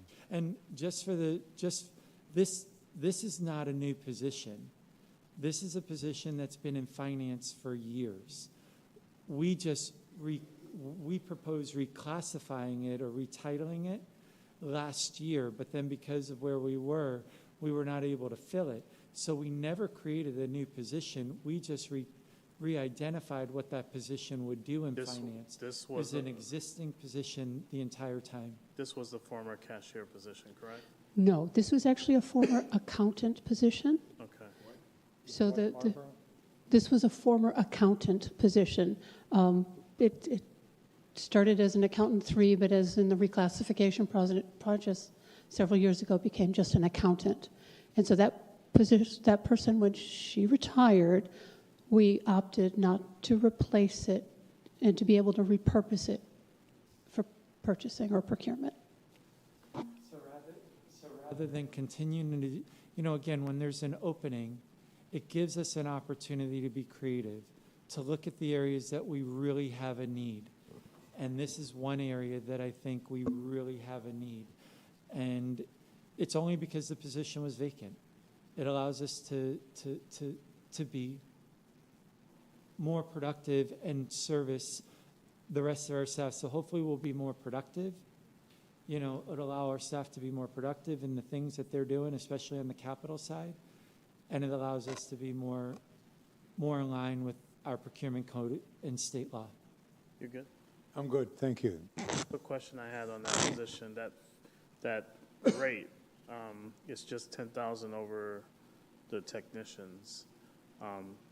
The way you describe that position, sounds like it's very extensive because they're taking care of big ticket items. Is that a fair, sufficient funds? Is what I'm asking, because the way you just described that position, it's like, That's the number that, we see that's a number that's out there for other communities. But again, until we actually put it out and see what people are asking, we see that all the time anymore, that people leaving one job to come to another are having an expectation that they're going to increase their salary, not stay or go at a lower. So if we need to, that's something that we would then have to address. and I do understand that's basically the bottom level. Yes, sir. So there's room for negotiation from that prospective person coming in Correct. upon their experience. So there's a chance that this will not be set in stone The employee as a pay range. There's a pay range. range. But the employee handbook only allows me to increase up to a certain percentage with justification. And so that's one of the reasons why you've seen us more so maybe than before bring you changes in job description or pay grades. Understood. So that we're not violating our employee handbook and we're bringing people to a pay range where it's more, where we're seeing we can get candidates. I just don't want the situation to come where you have a prospective candidate and then they come here and see what we offer in terms of pay range and they go look at another city that they're holding a higher value to that position and they're easily moved. We'll always be in that place where a West Palm or a Boca is going to offer far more than we do for a similar position. It's the nature. I know it's the nature. And I just want to make sure we're still somewhat competitive and for importance of a position that you just described. And when we advertise and we see what people are asking, that's when we'll come back to you if we need to up the number. Okay. And basically that'll be through whenever we come back and say we need to go from this pay grade to another. Mm-hmm. That's essentially what we're doing. Okay. We're planning for that. All I have. Commissioner Thomas or Vice Mayor? I believe this position is critical in every business that take money from government. I forget how many schools that in Palm Beach County, but we call them a bookkeeper. Every school has one of these because it protects every staff from my principal to myself. When we make a purchase, we sign a sheet, we give it to our bookkeeper, and they go by policy. So we're not in any trouble with anything, so everything's done right. However, when we talk about pay, and I know municipalities are different from schools, but we don't want the school bookkeepers seeing these pays because we won't probably have bookkeepers for the school. Well, it's nice that we'll be on the other side for a change. They follow policy. They have a system in place. It protects us from making any mistakes, protect the school, and each school has their own bookkeeper. Some schools have two because they're a lot more busier. But I feel like this way, you don't break any policy, purchasing policies or any of that type of stuff. I don't know anything about purchasing. I just know swipe the card. But these people know more about laws and stuff that we don't have to deal with. Oh, we did have something. My apologies. Commissioner Thomas. I ran the numbers, and it's about $25.52 an hour, just saying, based on what this is, okay? Understood. Just saying, okay. What I did want to ask, though, have we filled our assistant finance director position? Not yet. Okay. I mean, we did. I know, I'm And- just, yes. and now we're Okay, back so in it's still open. But we're transition just, again. we're just holding this because it's available as opposed to the other two that aren't yet on board. Where we say, because we have here vacant technician and vacant purchasing specialist. Yes. But also finance director assistant finance director is also vacant. But you're leaving it vacant because these are proposed positions as opposed to no one being advertising and being there. And I'm not going back and, The assistant Okay. finance position was one that we had frozen last year for half a year. The purchasing position was one that we froze for the entire year, but we reclassified it before we froze it. The other one was the long-term employee that was here for 51 years, and we just haven't had a chance to fill that yet. budget came first. Well, not first. Public safety. Our contract with PBSO increased 3% this year. So, yeah. And I can let you know that we did sit down with the captain and the major and ask them to, look at a different number than 3%. It's of course contracted. They ran it up the flagpole, and of course, it was right at 3%. So we appreciate them at least asking. I knew you guys would probably ask me to ask, so we did it in advance. And this was, again, one of the areas that was a priority for us to make sure that we have recurring dollars going forward. As you recall, a few years ago, we budgeted with one-time ARPA dollars for the increase, and then that's what really created some of the concerns last year and having to freeze some positions. Of course, there was concerns about, our revenue levels and, could we cover? We always could. It just was because of the way we budgeted at that moment that was the reason why we had to do that. Now with the dollars that we have, we're able to support that going forward with recurring dollars. Town manager, do we have an annual contract with them, or do we have a 3-year or a 5-year contract that holds it at 3%? What's that? We have a long-term contract that we get renewals every year, amendments every year. Thank you.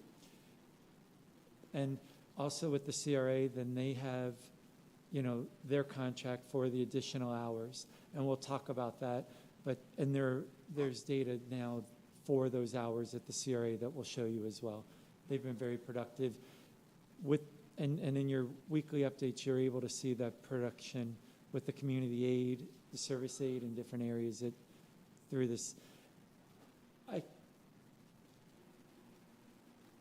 When I sat down with the major and with the captain, they educated me that this contract is actually significant, much high. It should be significantly much higher than what it is, and that was one of the reasons why they were not able to go to a higher or a lower number. Gotcha. So, Because this is a big bite, right? So, understanding that we're in this contract, when does this expire? I can let you know. Yeah, We'll let because you know. that's frightening to know, because this takes a lot. I mean, every year, we know that we have to budget an extra 3% for this. We'll get you the contract. Okay, We'll thank you. send it out to you. Thank you. London. I'll let you chew your cracker. You were going to talk, but I thought I'd give you a break. Thank you. I appreciate you for that. Next time you'll get me, though. No Hey, problem.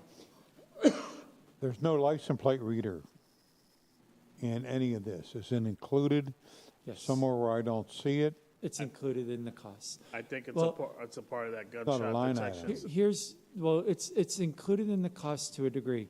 We paid for it up front, and when that term expires, then there'll be a cost. I asked that same question this year as well.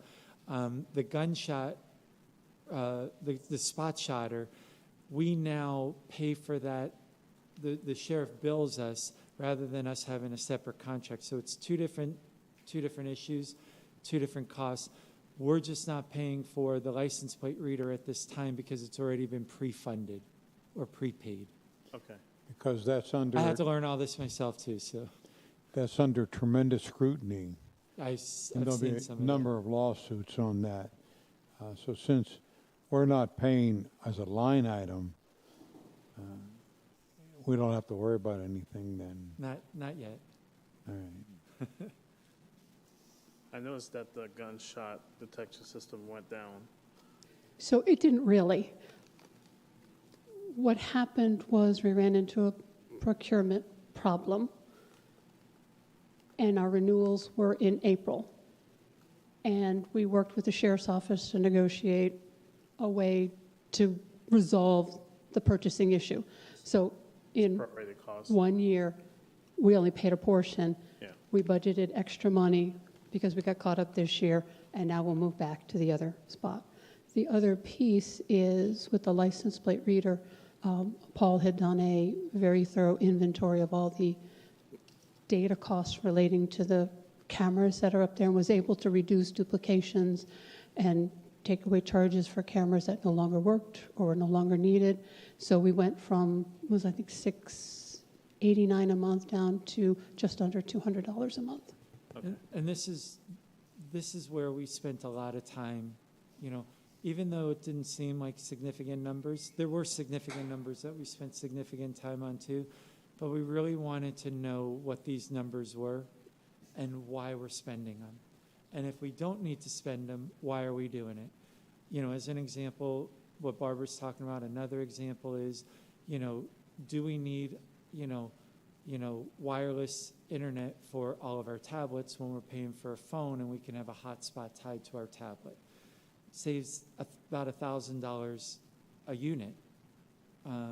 So we're looking at those things to be able to say we're really paying attention to the taxpayer dollars and making sure that we're spending it in a way that we probably would do it at home. So if you're using a hotspot, you're using it off the personnel's phone? Off Off of the staff's our phone.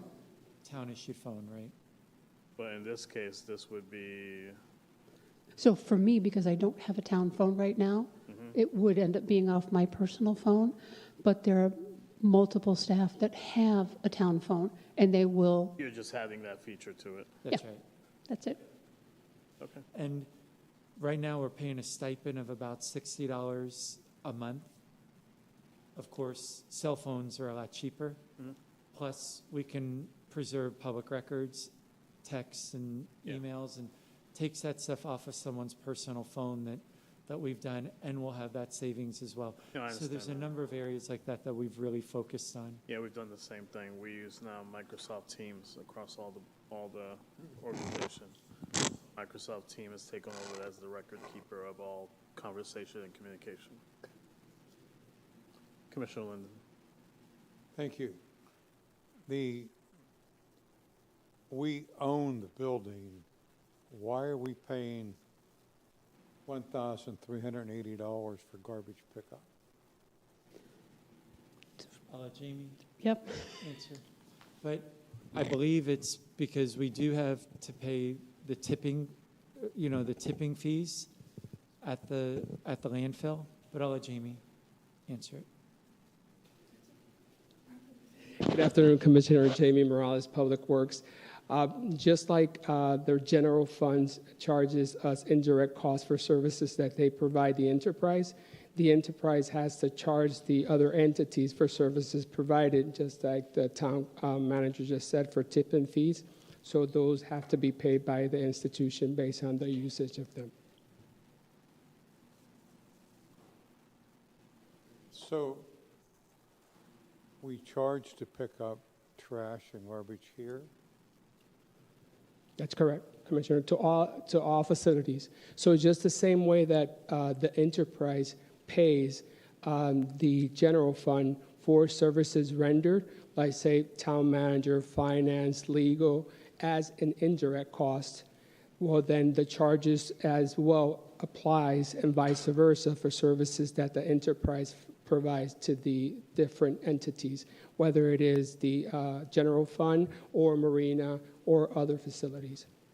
Just because the Tiffin fees, we have to pay those charges. And in a true business sense, your expenditures are based on your revenues, and if we reduce down our revenues, then we couldn't support our expenditures, of course. And so, you know, when you look at those expenditures that are built into your fees for sanitation, if we were to eliminate some of the revenues, now granted, it's not a tremendous amount between our facilities, but if we were to do that, one, we would be treating ourselves differently than anybody else in the community, which may be perceived, you know, maybe negatively, but then also we would maybe not be able to support those expenditures that determined what those fees were. And if our fee was a lower fee because we were earning those revenues, if we avoided those revenues, now our expenditures may not be able to be covered. So it's just the business side of it. Okay, thank you. You're welcome.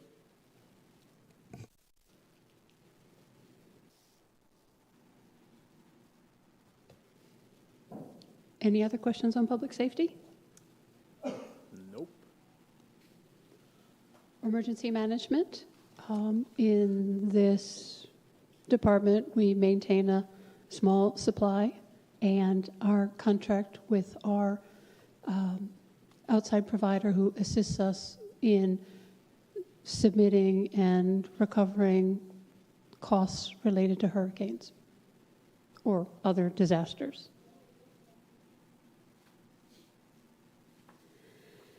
Next one is Public Works Administration.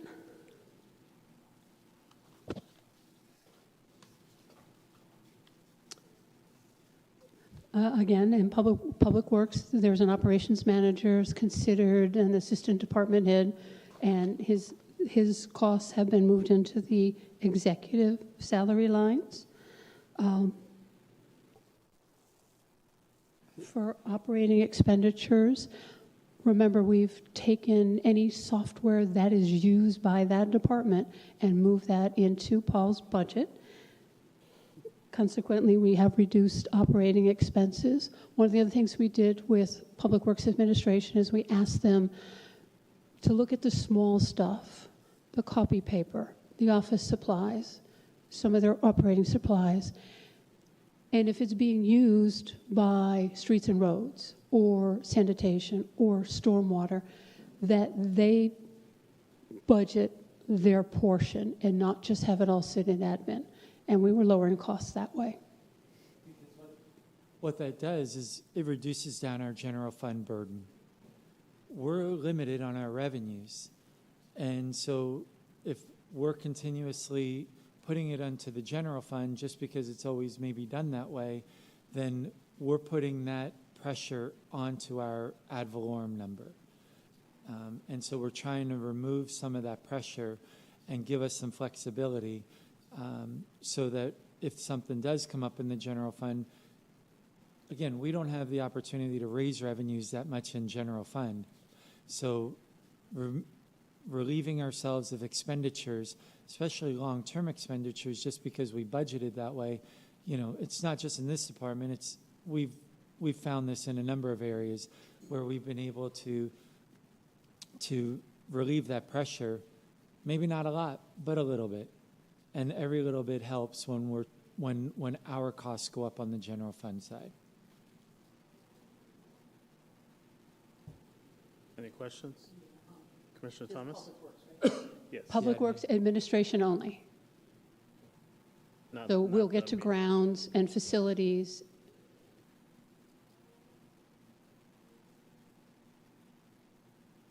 You're good for right now, right? Yeah, you said just Public Works, just the executive. Correct. Okay? Yep. Now we're getting into your thoughts. So the next public works up is grounds maintenance. So in ground maintenance, we've proposed a personnel increase of 4.95%. And again, software has been moved to Paul's budget since this is a general fund department. We removed the data on telephone. But you said Because of the Public hotspots. Works is still paying for it. Public Works will still pay for their own telephone service. So the $36, $40 a month for the cell phone that it has, it will pay for that. And so we've eliminated the data on the tablet, so we will not, because of the hotspot on the phone. Okay. Okay?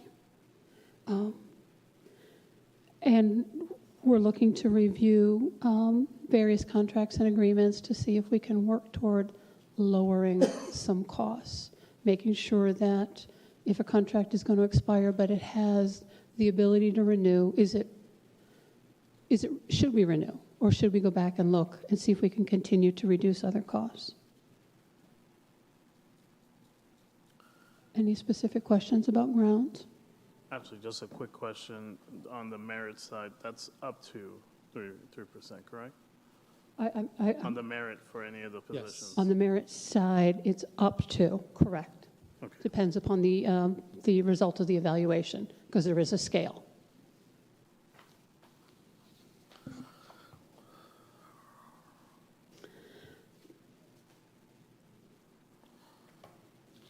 Facilities.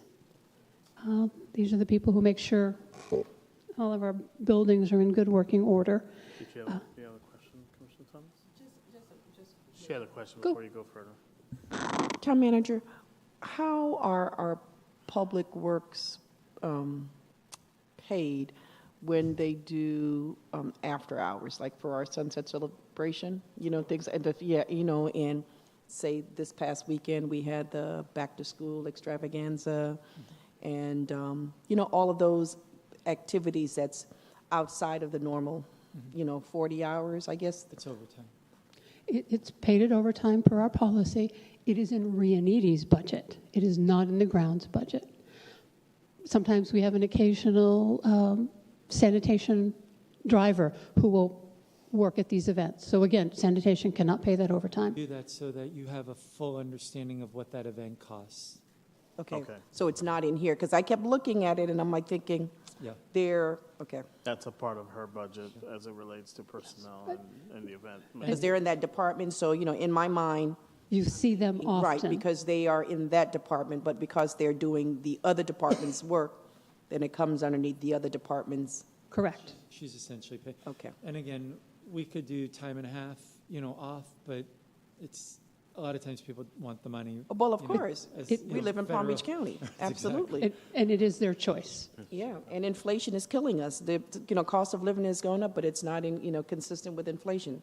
And So I we will say, understand that. we see that a lot with our staff, wanting to buy back some of their hours, their accrued hours. And we've been doing that, and it's something that I do need to talk to you guys about and probably, make sure I get, but we've had a number of requests because of exactly what you've talked about on a number of occasions to buy back some of their vacation or some of their sick hours, and so that they can afford to do some of the things that they need to be able to do. And it's something, frankly, that's a practice. I did it in my previous location, but we do need to document that and be more defined in it. But it is something that if we don't, we can see some people really struggling. Thank you. You're welcome. Okay. Vice Mayor? No, I'm struggling myself. Barbara? So the other thing I want to point out in facilities is we did budget money for replacement chairs. Oh, new chairs. Yes, so that when you sit in them, you don't shrink all the way to the ground. Yeah. We'll get you a telephone book if we can find one. Yeah, I can just And then we'll get you a pillow. A little bit. Thank you. You're welcome. New chairs here. Yeah. When you're back, do this. There'll be new chairs here. There'll be new chairs up in the conference room. So they'll all be similar. We have the same issue up there as well. So when you have to go to a meeting, you want to be the first one there so you can get the chair that doesn't shrink. With my car seat on it. Yeah, bucket seats. Next department up is vehicle maintenance. All right. And again, the costs were relatively unchanged from last year to this year. Obviously, there's going to be an increase in personnel costs because we do budget for the COLA and the merit. And we are moving the small stuff, again, the software and the hotspots are coming out of that Barbara, budget. vehicle maintenance is where the enterprise lease cost is, correct? Correct. For the general fund cars or For the trucks. general fund cars. This is something that, you know, we need to take a strong look at on, do we want to continue doing this? Looking at it, you know, pretty quickly, it looks like this is not a real beneficial program to us over the full term of the 5 years. This is one of the areas that we've had some procurement issues. The contract is technically expired and may not have been renewed. And we've purchased vehicles after the contract has been, careful. I thought he was going. You better watch it. Yeah, please. He had that. He had that look on his face. He did. He had it.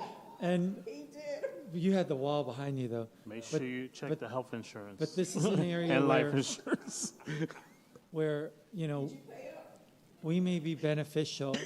It may be beneficial for us to start purchasing vehicles and financing ourselves and purchasing warranties at that time, rather than going through this program because of the management fees that are charged and their constant interest rate over the full 60 months has been significantly costly for us.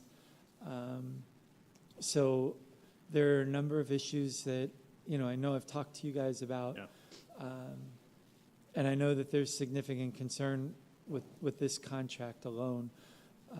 And I think we need to really, really have a conversation about how we purchase going forward, because it'll change the way we budget a little bit, because we will have to maybe purchase those vehicles, or we'll have to find out if there are penalties to terminate early, because we still have about 2.5 to 3 years on most of the vehicles that we have, because we purchased them all in 2023 and 24, the 24 vehicles that we have. And again, just doing quick numbers, it looks like we could have saved significant dollars from using this contract. You know, additionally, you know, with the maintenance agreements, you know, how that affects, you know, our ability to maintain the vehicles, or our need to maintain them, is also affected by it. You know, I think the maintenance contracts are great for us. For us to do an oil change at the cost it would cost us, it's better to let someone else do it and farm that out. You know, our folks should be doing the bigger things. Can they do that all with the equipment that we have? You know, those are going to be questions that we have. But at the very least, the contract and the procurement issues that we have within this contract are significant, that we need to take a look at that going forward. But we do fund that because we're under contract. A lot of these areas where there are procurement issues, we have to continue paying those costs because we've entered into some sort of an agreement with them, whether it's come to you or not. We have to continue paying those costs. So that $250,000 for enterprise this upcoming year in lease payments is included in this budget. And we may have to do that over the next couple of years, but we have to start planning, you know, in our capital budget, in our CIP, not only for our smaller vehicles, but also for our bigger vehicles. We should never be buying vehicles, you know, with one, you know, where we're funding it in 1 year. Some of these bigger vehicles that are $300,000, $400,000, $500,000, $600,000 a truck, we should be pre-funding for 2 and possibly even 3 years, so that the big hit isn't taking away the cost for service, impacting our service levels. So we need to really have a total shift on how we're looking at those things. Okay. I'm sorry, Commissioner Linden? With the procurement person hired, would they be doing that? They would, what I think, and I alluded to it earlier, where Vivian has been managing, our contracts. One of the areas that I think that this position will need to be successful is to implement or purchase some sort of contract software, so that all of our contracts are incorporated into a software that as they're coming up for renewal, we're notified. It's hard to go back into Laserfish and say, okay, I remember this contract, it's expiring. We can put it on, we can, put it on a list, we can put it on Outlook, we can do those things. But I think the most efficient thing is to have a contract software that all of our contracts are in, put into, and 6 or 8 months or 9 months before that contract comes up, we're notified so that we can start the process of the purchasing process and planning. So will it all be, again, put on the purchasing agent or purchasing manager? No, because they're still going to have the department responsible for managing that contract. They're just going to purchase, help with the purchasing, but the department's still going to manage the contract overall. Thank you. Welcome. Commissioner Thomas. Manager, are you saying all 15 of these vehicles are leased? They're not purchased? We have 24 vehicles that are leased. That's only the ones that are in the general fund.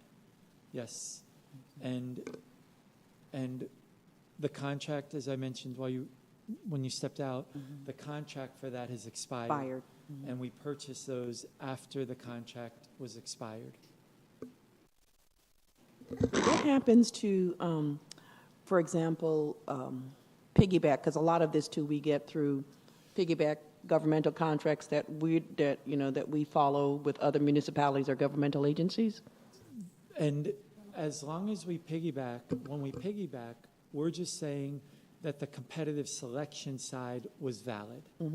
We still have to have a contract after that selection. So we still have to manage that contract after the fact. And that's where I was talking about, I don't know if you heard, but about the contract software, which will help us manage the contract and know when it expires. Because it's so difficult with a lot of the contracts that we have to know when something just expires. But we should be piggybacking more because, again, it's going to be, we're going to get a better price inherently if we piggyback off of Boca or West Palm or the county than if we just put it out ourselves. That's one of the reasons why I want to go forward with the new procurement policy, because our current procurement policy only allows us to piggyback off of cooperatives inside of the state of Florida. There are so many other cooperatives that are nationwide that we would get even better pricing. Another reason why, once the super exemption came up, and fortunate for, that I'm also the president of PBCCMA, it allowed me to sit down with the county administrator. We're talking about doing a county-wide cooperative. So it wouldn't just be off of the county, it would include the Gardens, it would include West Palm and Boynton, and trying to incorporate us all. There are South Florida cooperatives for fuel in Palm Springs. We were able to save significant dollars just on fuel by piggybacking off of that cooperative. You have to be members of that cooperative, and that's where the procurement person would be able to help us with some of that by being, and it's free to be a member, but you just have to know to do it and to do that kind of stuff. Okay, thank you. You're welcome. Community development. Oh, we talked earlier about a new internal service fund for permitting. And part of the cost of several of the community development fund will be paid for out of permitting. So it was kind of a challenge to try to present properly. So for example, we're looking at 20% of the director and 10% of a planner in just different amounts going forward.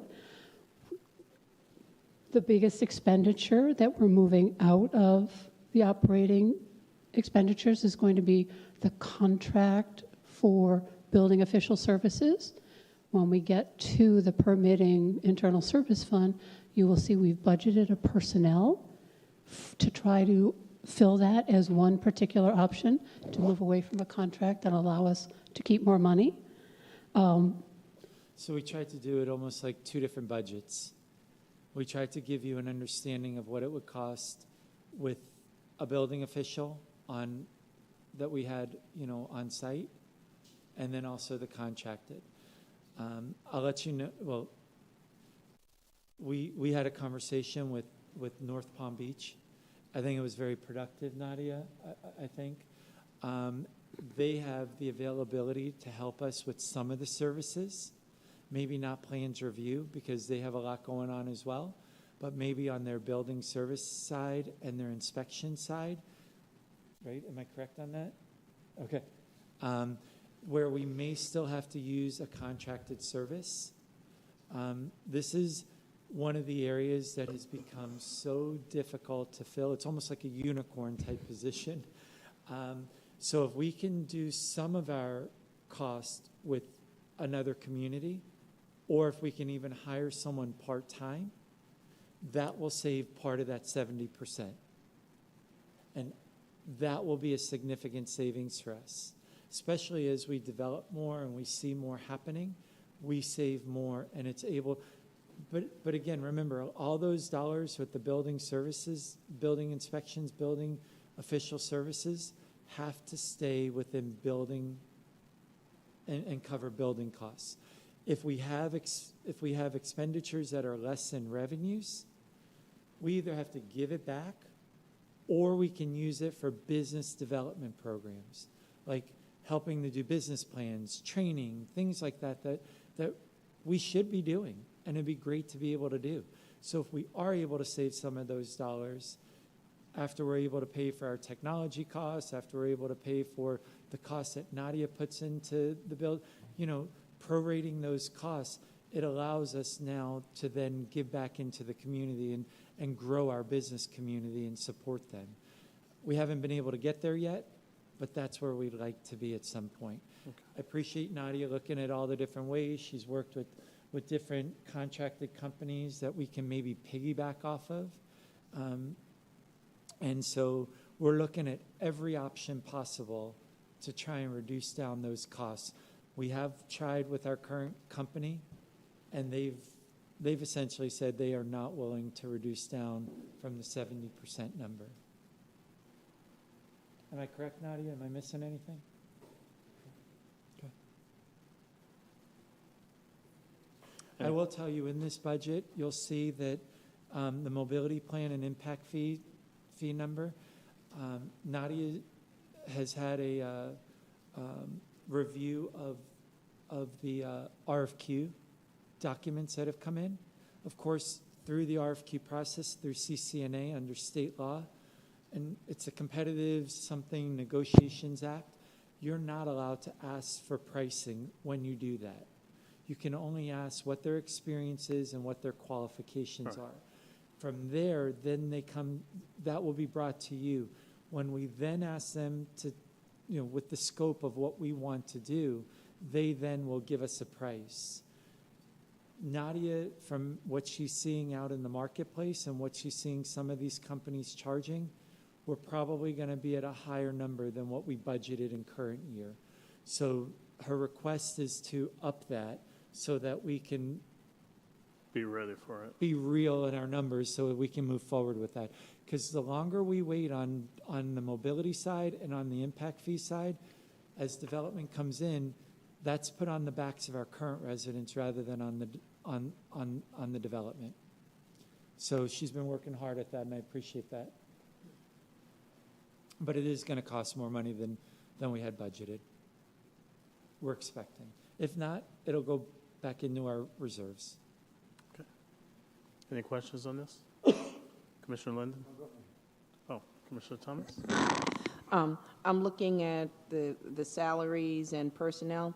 Now, I know in community development that our part-time planner is no longer there, right? Correct, and that is a position that's going to be frozen. Okay, oh, okay, because see, when I went into personnel and looking at the line item for it, I see that we want to reclassify, of course, the senior planner position, right? Correct. I don't see to what yet, and of course, It's a planner to senior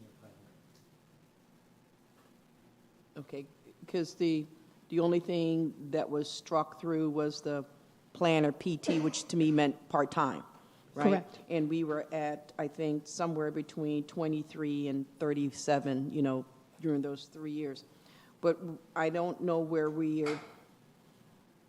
that 37 now is. Is that being absorbed somewhere? So what we're doing with any of these savings with frozen positions or those budget cuts that you see, we are storing the money in general government in case we need to use it. So with a Or the 10% reduction, and you'll see it in the contingency lines. That's in a whole separate, we haven't gotten it yet. Each department has a contingency You'll line. see Yeah. it listed, Yeah. and what we'll do, do we want to just jump to that real quick, Barbara? Well, you Well, don't have that's- to, you don't have to. I just wanted like to ask, you know, the question on it. So, You explained it. yeah, the senior planner proposed position? It's proposed to go from planner to senior planner. Okay, and so is this, Especially Andrews. okay, is this 74 what is going to be the proposed? The salary.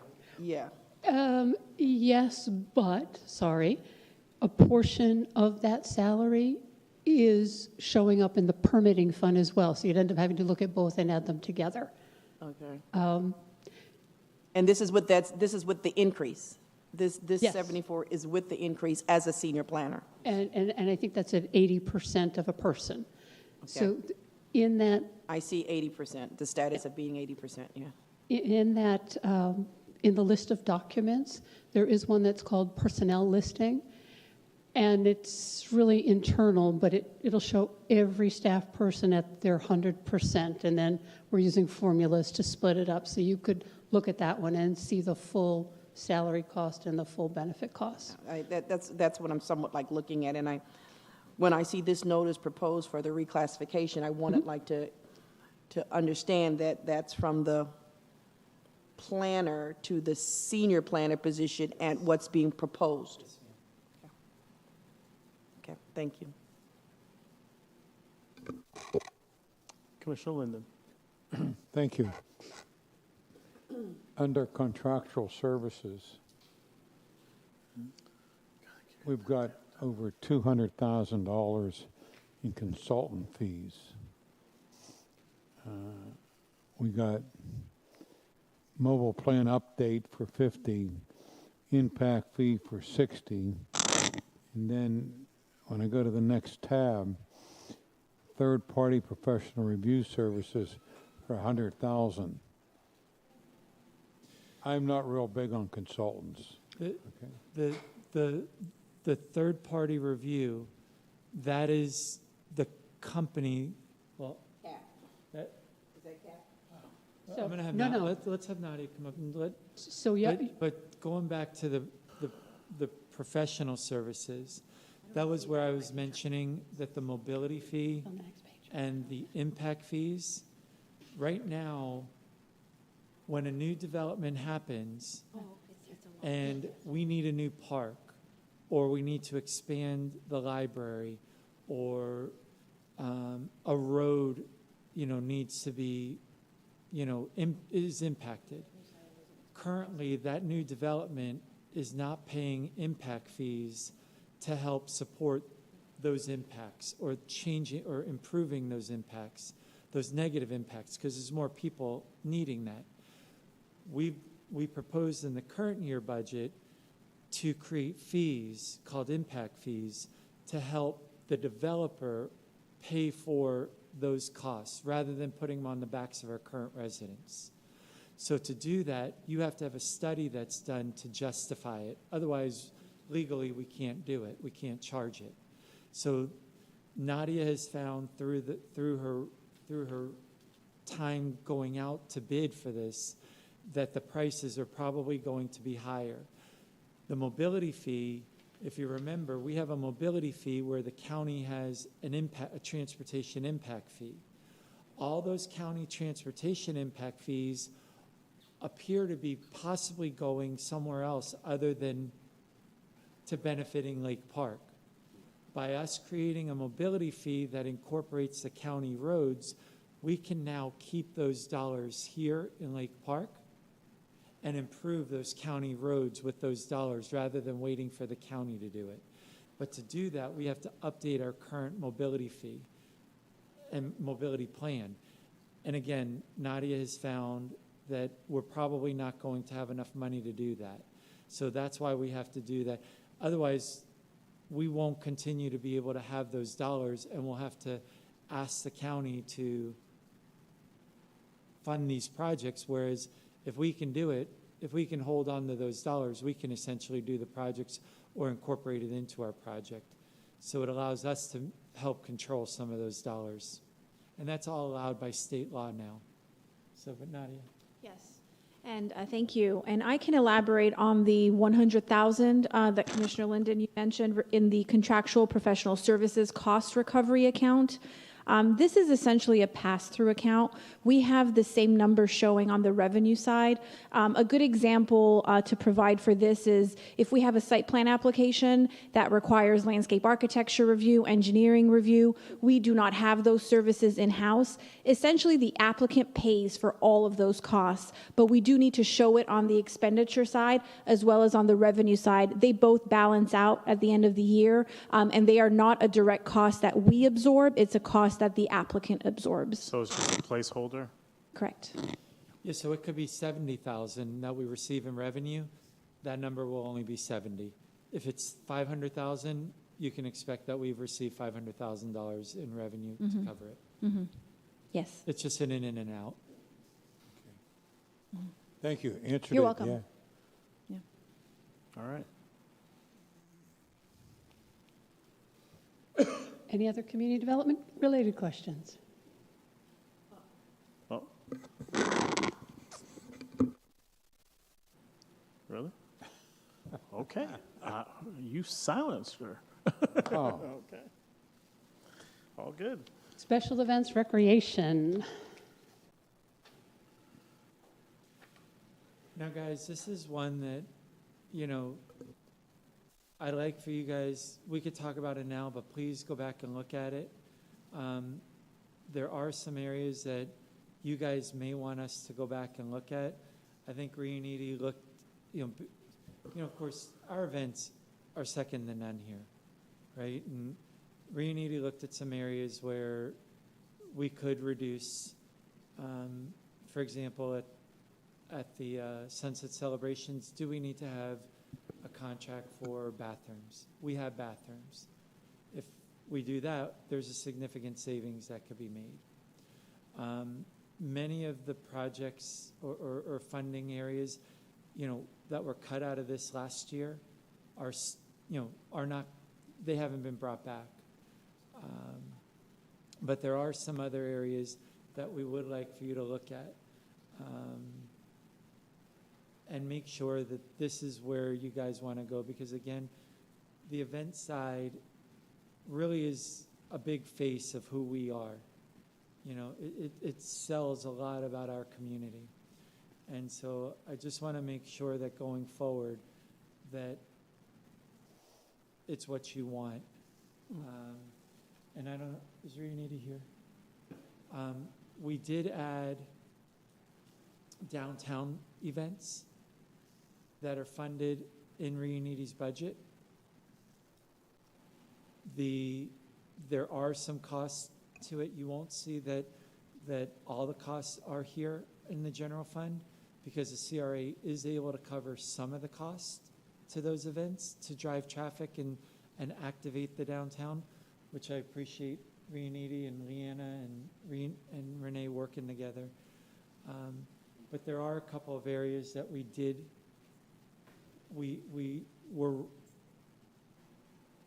we're proposing that may be an option to be looked at. So again, just wanted to make sure you guys were very comfortable with that, with those areas going forward. And I did highlight a couple of them on the slideshow presentation. So eliminating the holiday mailer, adding 10 downtown movie night events within the CRA, removing the portable restrooms from Sunset Celebration, eliminating the multicultural festival, eliminating the senior bus trips, eliminating all but the Veterans Day parade. So there was not Veterans Day, but the different parades where there were vehicles, correct, all those kinds of the things. St. Patrick's Day parade. There's one. Veterans Day Parade, That one we're keeping. okay. The Veterans Day we're keeping. That's It the was- one in West Palm. Correct. That was where you guys asked. I guess we used to do it in the past, where we would take some of the kids to like a different- location or different things like that, and it just came down to being, we haven't funded it. This would have been the first year that This we was funded it in a number of an years. ask by one of us up here. But was it a senior bus trip, or was it a recreational program? What's the event? I'm sorry, I didn't get the question. Because I was trying to like pay attention to this. Okay, we have like She's asking where the removal of the senior bus trips, what line item was that in the chart? yeah, There are a lot of little thing. there's a lot of accounts, because each event is, or many of the events are in single accounts. What's the sponsored event expense? What is that? Is that, what is that? Sponsored event expense, what is that? So the senior bus trips is account 600-57230. It's under program expense dash senior bus trips. Yes. For $1,000. Actually, it has nothing here in the summary. It has nothing here. It's proposed to be removed. Okay, and then what's the difference between that and the sponsored event? So the sponsored event expenses are 57235. Right now, the total amount is $51,500. Yeah, So there is Arbor Day for $200. okay. The Memorial Day ceremony, $1,000. Florida City Government Week, $300. The CRA events, so the 10 downtown movie nights, for $30,000. The Jet Set Youth Summer Soccer Camp, $10,000, and Haitian Flag Day for $10,000. Okay. The only thing that's being eliminated was the Lake Park Elementary caroling event light towers. We didn't do it last year because they didn't have a chorus, because their music teacher was no longer there. I have not heard that they have gotten a new teacher yet. What was that expense? $1,000. But we may have that in like a contingency, so if it occurs again and we All need of the to, money that's proposed to Yeah. come out, and it's all going into a contingency, so Yeah. if something comes up, it'll it'll be there available. Okay, so I want to make sure that I'm clear. So, for example, we're asking to eliminate multicultural, and that's like a 20,000, right? So if the commission so decides to do a sports bus event as opposed to a senior, bus event, where, in the past, we were talking about sporting events that we used to, charter and like go to. Is that what that senior bus event is? Is that what that means? The senior bus event was more so, more of like, kind of like a casino type thing, not sports related, Okay. Oh, you're gonna take them to the casino? Seminole possibly. Oh, man. or the harness racing? You might have hurt my household. Or like, or sporting events or things like that, no? Not for the senior bus trip one, no. So, okay, so this was actually geared Just for just for seniors. the seniors? Yes, Okay. yes, So that's correct. where was the other, like, the sporting events, or it just sort of get meshed? So the sporting events are under like the recreation programs line item. Okay. That's more so where the soccer and the tennis and the pickleball stuff is. Okay. So no dolphins or, excuse me? Or the Heat or Ugh, heat. those kinds of, Champs are in New York anyway. right? Just Okay. saying. People up here have issues. Just for the record, we do have the funding in there for Jet Set and for the Haitian Flag Day. So the holiday event, Easter, all of those big events still remain in this budget.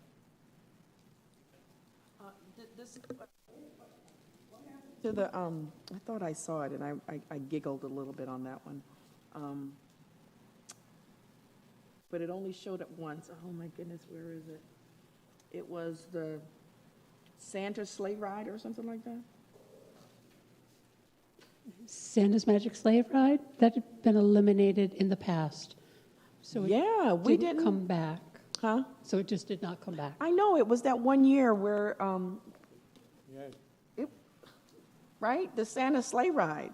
I mean, it was the Santa trolley ride or something like that. It was on the fire truck. It was a lot of fun. But we had that one, but we also had the trolley one, too. Santa didn't fall off, did he? He did not. No, Trolley? Santa had a special golf cart. He had that took special care of golf it. cart that And year. a golf cart. I have a question in general. I think Rianiti would be best to answer it. For all of these sponsored events and other events, I'm trying to find one now real quick, we're buying banners every year for the same event for about $1,500. Is that a one and done? We buy a banner for 1 year and throw it away? It's not that we throw it away, it's just mostly here in Florida with the wind and the rain and the grommets from the banners just end up being kind of torn apart by the time they come down. We can look into refurbishing some of them from the past. Yeah, because they're $1,350, and there's over a number of them that we do that for.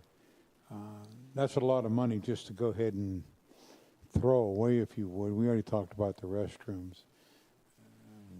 Hopefully, Go ahead. hopefully, if we can, if there's approval to go forward with the LED signs that we can put around the community, that may help to remove or eliminate the need to have those banners going forward, because we'll be able to have the constant promotion, in the different areas. That'll be through the sheriff. The LED signs, that'll be through the sheriff or The CRA. CRA? CRA, it'd be great to have one down at Federal too, on Federal, which would be general fund. Yeah. And that way, not only would it be beneficial for events and saving some of these kinds of dollars, because it also becomes a storage issue for Rianiti. Where does she put it? All those kinds of things. So if we can allocate that money to help offset, now it's not going to be a big offset to what the cost is for an LED sign, but and we can use those LED signs all year round. Every day, directing them to an event, directing to pickleball or an activity, or, just go shopping downtown. So, And just to I know we're talking about, but just to talk about those signs, they're so easy to use from a computer. You just type in it, sets them off That's like it. anywhere you're at. Well, I think that's one of the main requirements that Merrill wants to see in it, because the one here doesn't allow her to do that from, her house, or if there's a storm, she can't change it, or she's off, or whatever it is. So that's something that we're looking at. And I will tell you, on the 19th, we are bringing you some sample ideas of signs.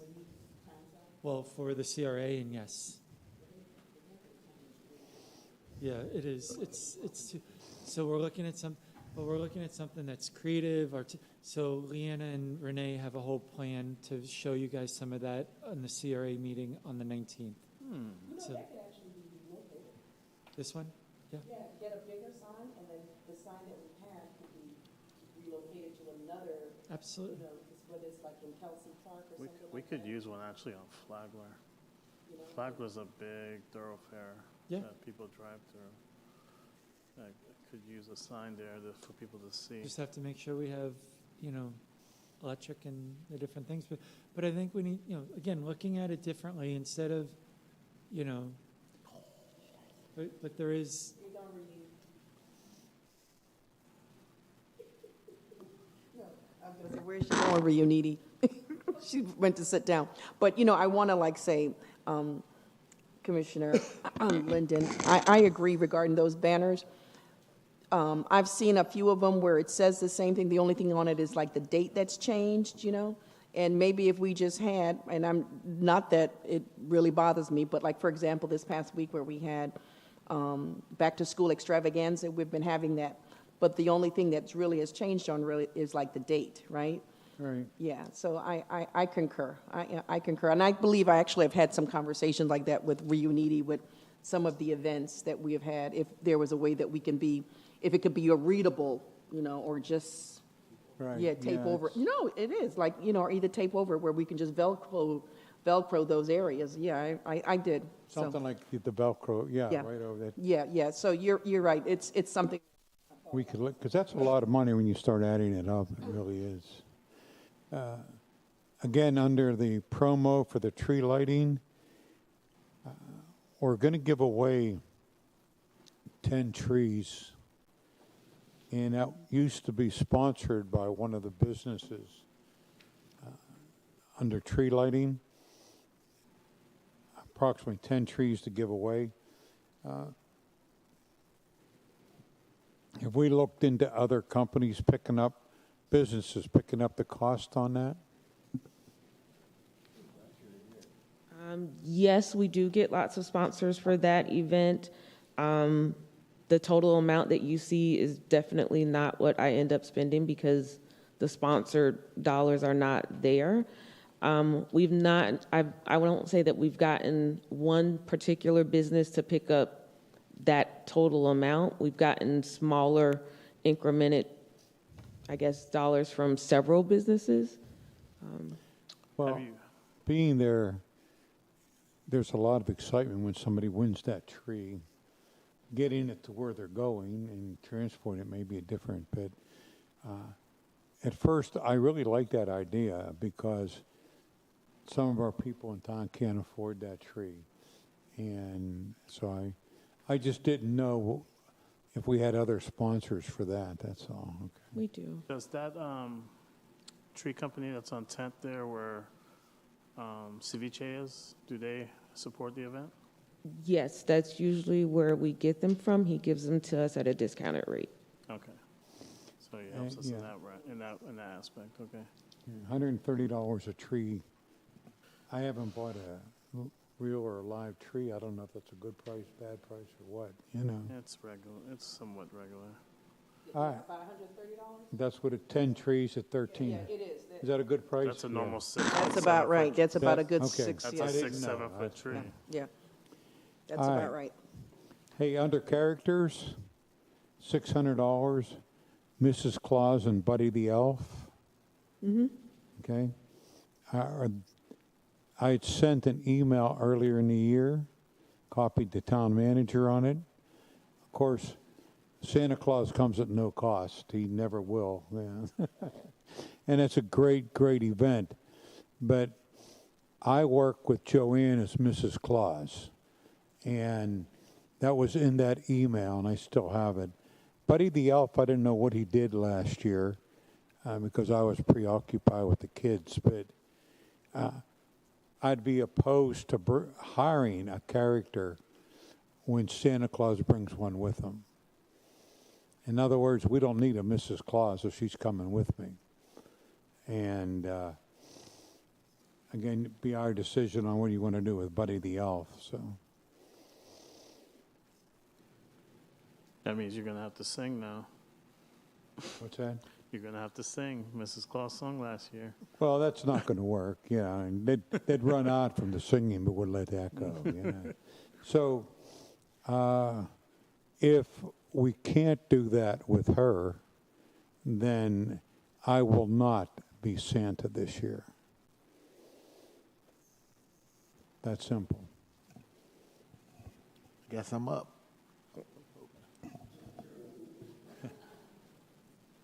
We'll work with you on that. We'll work with you on that. Okay, and then your decision on what Buddy, he was kind of a cute character, but what he's going to do, so. I think in that situation, I think he helps to kind of keep the kids in line, and kind of helps with that. So if that's okay, we, keeping that there gives Rianiti some additional staffing kind of support with that side of it. So. Okay, I'll just need to know what your decision is on that. And I could be his buddy. I had. You're going to be Buddy? Yeah, Buddy. I've got experience handling children. Roger's going to be Buddy. That would be No. kind of cool. Why don't you do it, man? No, I think it's good for our vice mayor to He be your needs to be the buddy. Easter Bunny. I'm going to volunteer him for that 6-foot Easter Bunny suit. So. Under photo and video, I know we take a lot of pictures and we do videos, but I see very few of those. I just sent you some this morning from the backpack. So With this event, we did post all the pictures on the website, so they were there. And I think that the gentleman also created, did he create a video of the entire event after the event? That was like a marketing and promotional video that's incorporated Tim into Sullivan that? do that one? Yes. Yeah, okay. So He does a nice job. he goes out of his way. I mean, 4th of July, he was there too, and Yeah. so. What and we he's a pay local him guy, is- too, Yeah, so. well, he's got a company. He and lives does in the it. town. Yeah. He lives Does here, it and his business is professionally. here too, right? Both of them. He lives Yeah. in the town. Okay. And on MLK, I had a question. Oh. Now, again, the banners, that's nothing. The games and activities, that's the MLK Day. Commissioner Linden, what tab are you looking at, just so I can be with you on it? I'm under, It's a tab that says MLK. on the bottom, yeah, it has a promotional tree lighting, red, white, and blue. Yeah, that's what It's closer towards the summary. Okay, I see it. Yeah, MLK celebration. there's so many under Thank you. special events. Thank you, sir. Sorry about that. You No, got it's it? okay, it's okay. I just want to be on the same page with you. All right. Okay. And again, the activities, we got a couple of those throughout a few of these. That's like when you're ready. That's all All right. right, go ahead. Got to find it. So many pages. Barbara knows it where everything's at, so. She doesn't. So the MLK for 9450, No, the games and the total, 5,000 for the games and activities. yes, That's like the bounce house and so forth. yes. All right. Okay. And the red, white, and blue, did we keep that one? We can't, yeah, we kept that one. Oh, it's fireworks. Fireworks. Mm-hmm.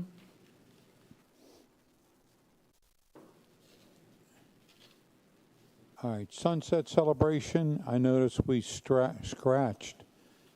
We talked about this a few minutes ago.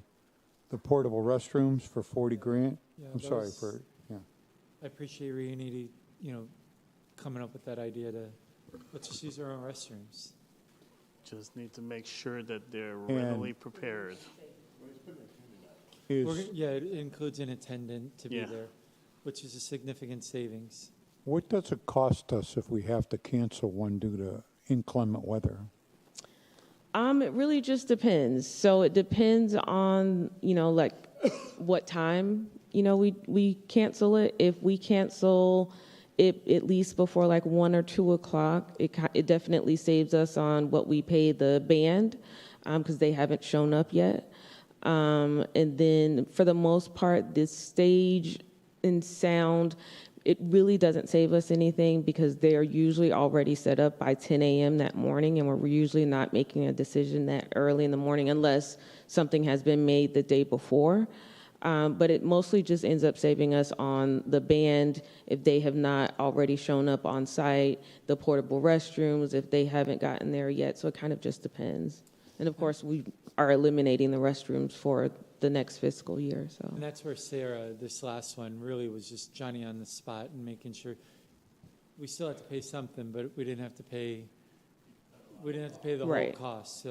So Reunity, Michael, and Sarah are constantly just keeping track of that and keeping me in the loop. And When we did the master plan for Kelsey Park, we talked about putting in a stage area. If we're going to spend 30 to 40,000, that's the stage, sound, and lights. 39,000. Have we ever looked into the cost of building the stage? We have, yes. It is on the Kelsey Park master plan, like you just mentioned.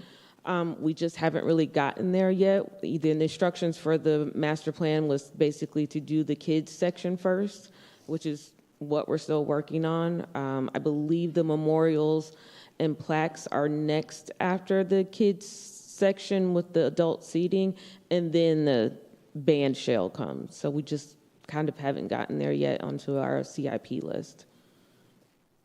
All right, because I look at that like I look at cutting the grass at Bergstrom Park.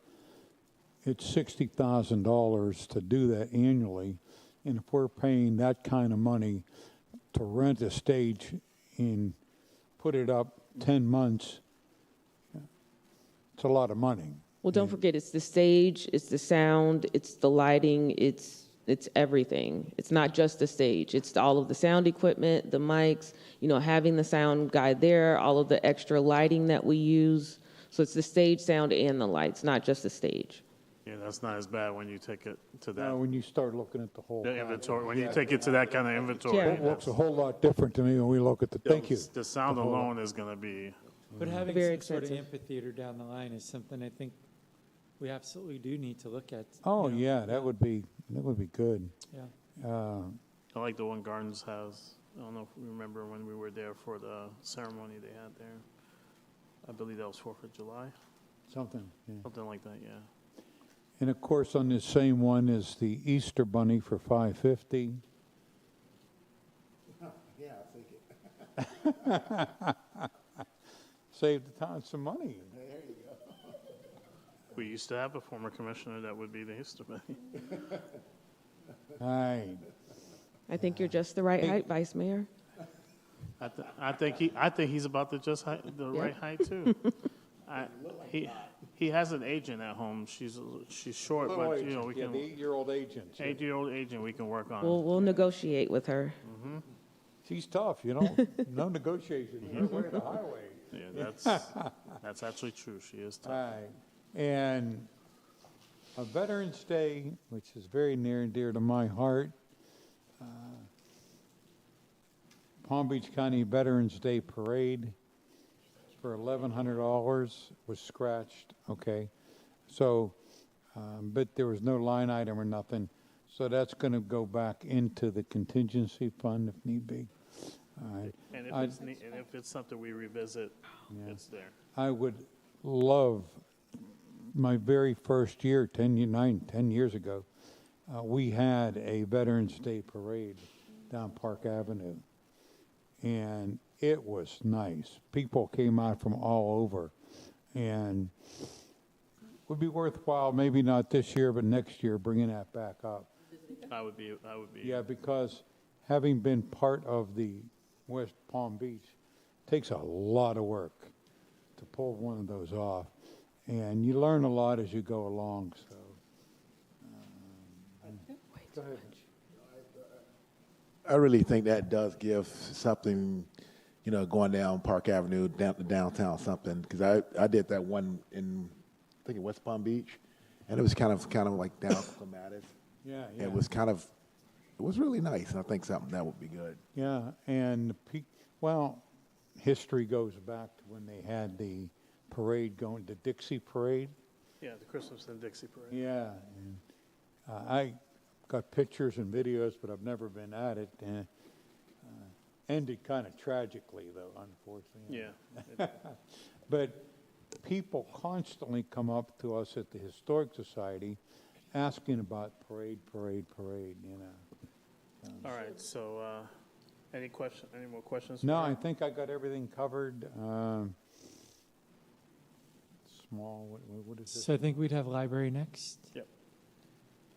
You guys good with parks or special events? I think we ought to have that sleigh ride. Oh, Well, you know what? I'm up for that. Yeah. We can have it down Park Avenue, okay? Moving on.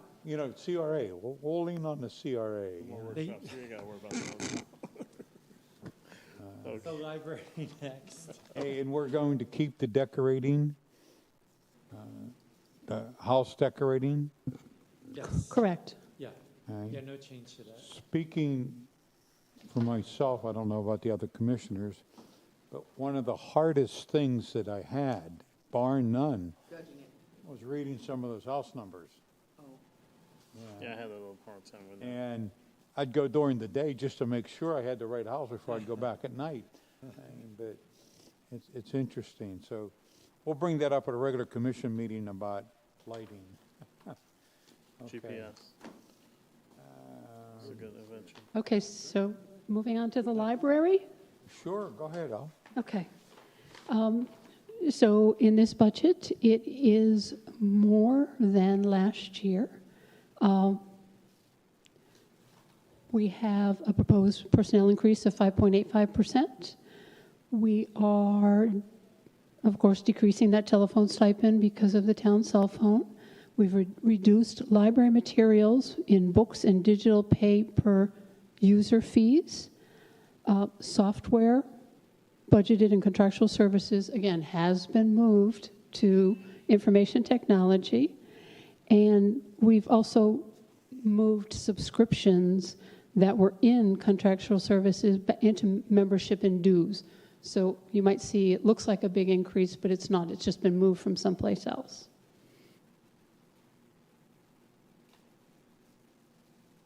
Any library questions? So we're fully staffed at the library? The position for the library accounting technician was eliminated. It was frozen and then eliminated. Okay. But otherwise, yes. They have one person out on leave right at this moment, but yes, So it wasn't reclassified, it was stricken. just removed, correct. So she has 1, 2, 3, 4, 5 all-day positions. Okay. Okay. Next is general government, and so this is where items that don't belong to a specific department end up. Insurance, principal and interest payments on loans. But really the two we really want to talk about is the contingency. So Before you get there real quickly, we're still working on our health insurance numbers. So this includes, what, a 15% increase? Includes a 15% increase. Again, right It's now, proposed, it's proposed. it was, we got a quote of 40%. So we're 15%, hoping that it's going to come down. We're waiting to hear from Gearing. So please know that that's not a done number. We're still working on that to figure out where that number is going to end up. So it's just one of those things that. Are we still looking into possibly doing a shared cost with? Yeah, I left a message for the county today. Okay. On that. So we're looking at that. We're on the street with Gearing to try and find, maybe a different company if we need to. Not go through the league, because this is all through the league on top of it, that increase. I heard this the other day from another entity. They had a 44% increase. Yeah. And they were a larger entity than we are. So the numbers are just, they're through the roof. So, and we're just not big enough to self-insure or do those kinds of things. So we're kind of just, and I'd hate to ever come back and say, hey, let's just offer a stipend and not offer, that I think our employees, need an option for, but this is getting really significant, the increases. Okay. So we'll keep working at it. We're working at it. We'll keep doing it. We're hopeful to see Gearing also down at the league conference next week, or this week. This week. Gosh. So in general government, there's two accounts we really want to focus on. One is the one called contingency. And normally we store $100,000 in here as a contingency for a potential hurricane. But all those 10% reductions that we've been talking about add up to $213,367. And those are stored here. So if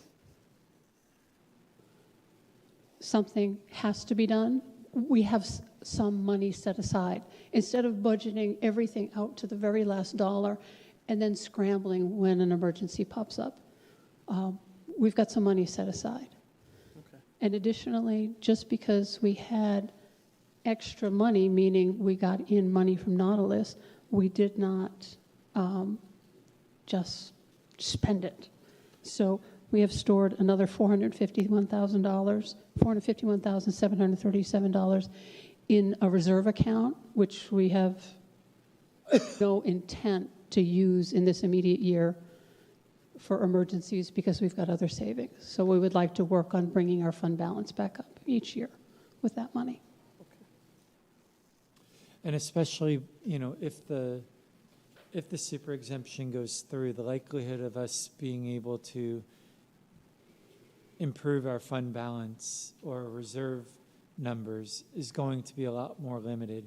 So this is a year that we really need to kind of try and put some, again, I think the Marina's done a much better job. Jason's done a really good job at managing his expenses within his revenues. He thinks he's going to be in the black this year, which is a positive, as you saw, as we mentioned earlier with the reserves. Those dollars, if we can contribute some of them over, he's going to need some of them for his rainy day fund. But, if we can buy down some of those, that 3.1 or 3.3 million, whatever it is, we can buy down some of it and do that every year with him, making some money over there. And he's really working hard to try and do that. He's going to be looking at some events and different things like that as well to try and bring in, more folks and maybe even do some revenue sharing with maybe food trucks or whatever it is. Everything, will help and count. So okay. I appreciate his effort in trying to do that. Any questions for Barbara on this item? All right, Barbara. Stormwater.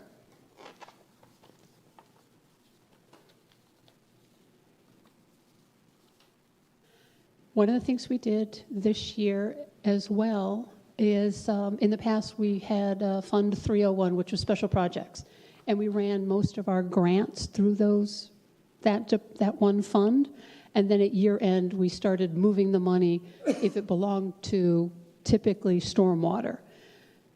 So to save ourselves some effort, we have started budgeting those in stormwater, which is why you see a significant increase in the revenues, because we're starting to budget. And it's more transparent to you guys, so you know where those dollars really are going and what fund they really belong to. So a good portion of the money that's in capital outlay is coming from grants. The other piece that's in capital outlay is, you'll notice the repair line, it's called repairs and maintenance dash lines. We're not going to use that line because there's very little in repairs. It's mostly improvements. It meets the definition of a capital item, so it shouldn't be an operating expense, it should be capital. And we've moved that into capital as well.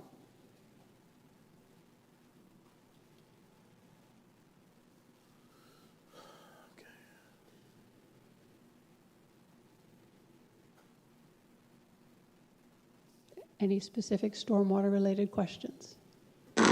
What is the DEO stormwater mitigation? We have it budgeted 4.2 million. So in my world, that's the $11 million grant. That's how I know it. At this point, we have, they have given us an extra $1.7 million, and you all approved that a couple months ago.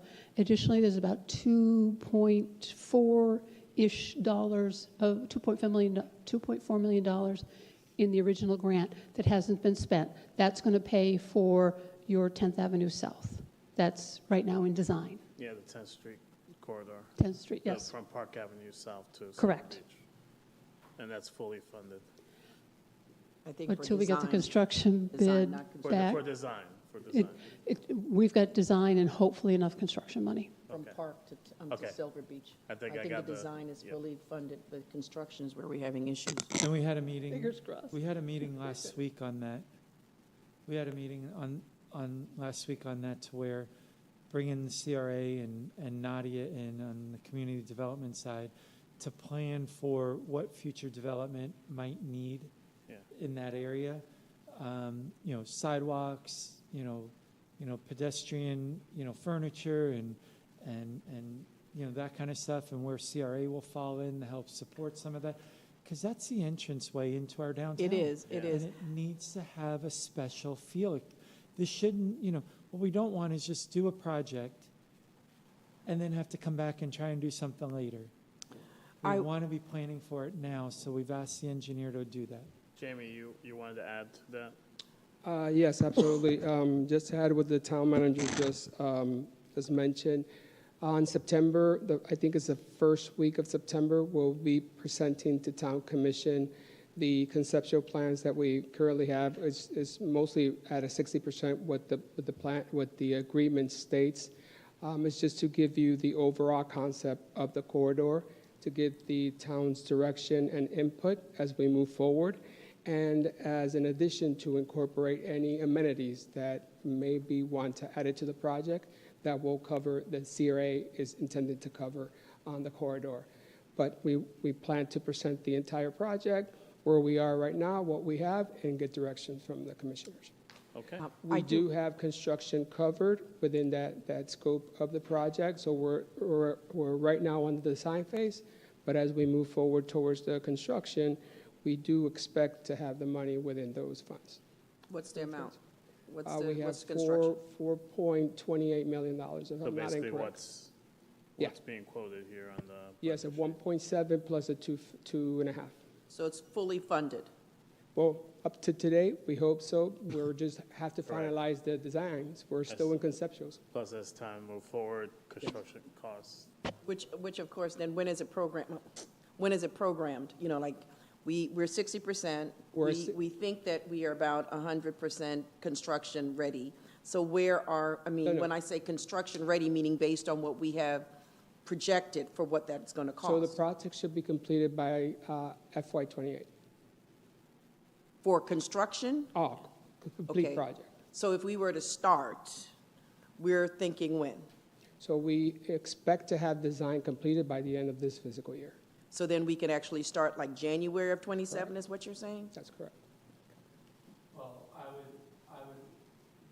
caution that, because depending on the value of the project. Yeah, absolutely. For a bid? You're correct. Yeah. Use our continuing service. Right. I think by statute then you have a couple months to select, you know, you have to go through an Yeah, you have to go process, biddings, So it might be 4 to 6 months from the time that. That's what I'm saying, as time moves forward, the cost of material and stuff. And then that number does not include the CRA portion as well. Gotcha. That's just the stormwater. That's fine. side of it. Vice Mayor.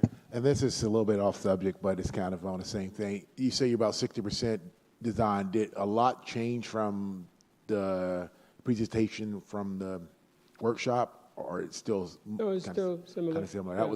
That was pretty beautiful there. Yeah.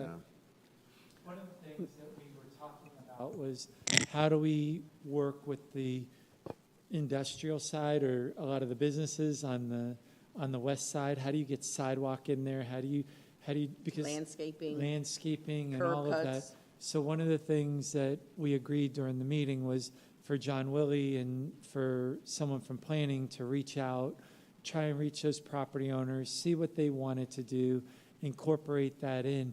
If we can't, then as those properties redevelop, then they would then be responsible to incorporate some of those in. We'd like to try and work with them, make sure that they're aware of the project coming in, and get them part of the process to see if they want us to incorporate it now. If not, when they redevelop, hopefully. And I'm sure CRA is assisting with that as well. Well, And one of the things that we also talked about was changing the zoning designation there from, what is it, C1 and C2 to making that PUDD Okay. and tying that. So that's something that we'll be talking to you guys more about, you know, making it more marketable for people to want to maybe redevelop through there as well. Okay. you wanted to say something? Okay. Commissioner Thomas. You hit on a really hot topic here, because we do have a project that's before planning right now. I believe they're probably in the construction phase or permitting phase. Twigs daycare, right? And what I've heard, and it's just not from that business, but it's frustrating to the patrons who have to deliver, you know, or drop off their children there, of how bad 10th Street is. And it's terrible. And so it concerns me, because I know the owner of the property certainly has to pay impact fees. And when we think about impact fees, we think about also what the impact is on the road, et cetera, you know, and all of our utilities and services. Okay, there we go again, because this is something that I've talked about already and spoken, you know, at the county and also at the state level with this. But what's, you know, very concerning is that we're going to have a redeveloped project, right? That's at that corner of Silver Beach and 10th, and based on the traffic circulation, they're having to come in off of 10th and get in because of how it maneuvers and based on the traffic flow and the, you know, and peak hours. That road is really bad. And I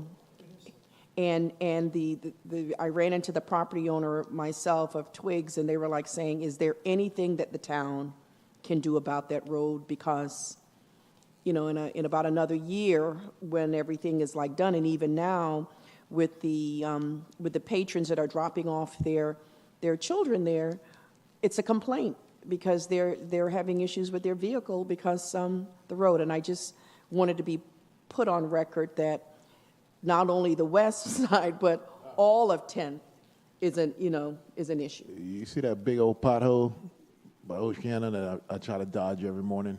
Yeah. I avoid it. I can tell you, you know, with regards to Silver Beach as well, I think Janet's setting up a meeting for me with the interim manager in Riviera to talk to them not only about that, you know, project. You know, Jonathan and I were working towards that. I've already talked to Patrick Ryder at the county about it. You know, because of course it's a county road, so we all need to kind of participate and help. I'll probably be talking about annexation issues as well with the interim, But I think we need to get Riviera Beach with us in that area as well, and we need to have a plan and get that going. I know we looked at a grant, as you guys are aware of as well, like a planning grant. I don't think we were eligible to do much with that, but we have to do something in those areas because during those rush hour times, it's better to go to North Lake. It's better to go to North Lake and then you get the trains, and so we'll continue to work at that. We'll continue to work at that.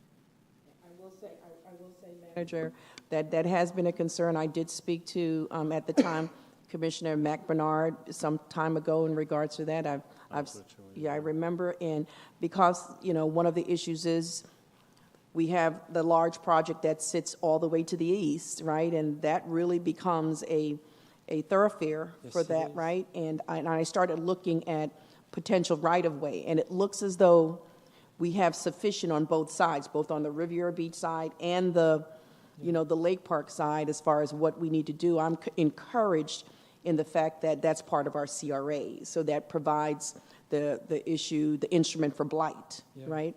But in speaking with, at the time, Commissioner Mac Bernard, his concern was what you're doing right now, and that is to have dialogue with our neighbor on what the future is for that, so that there is a concentrated effort on what we will or should do to Silver Beach. Because they have their own project, big project. It's going to be a gateway to those projects in that whole area. Yep. Absolutely. Thank you. You're welcome. Okay. Well, Commissioner Linden? As I looked at the spreadsheet, and Jamie, you may have to answer this for us. What exactly is a stormwater assessment? And we're paying close to $4 million for it.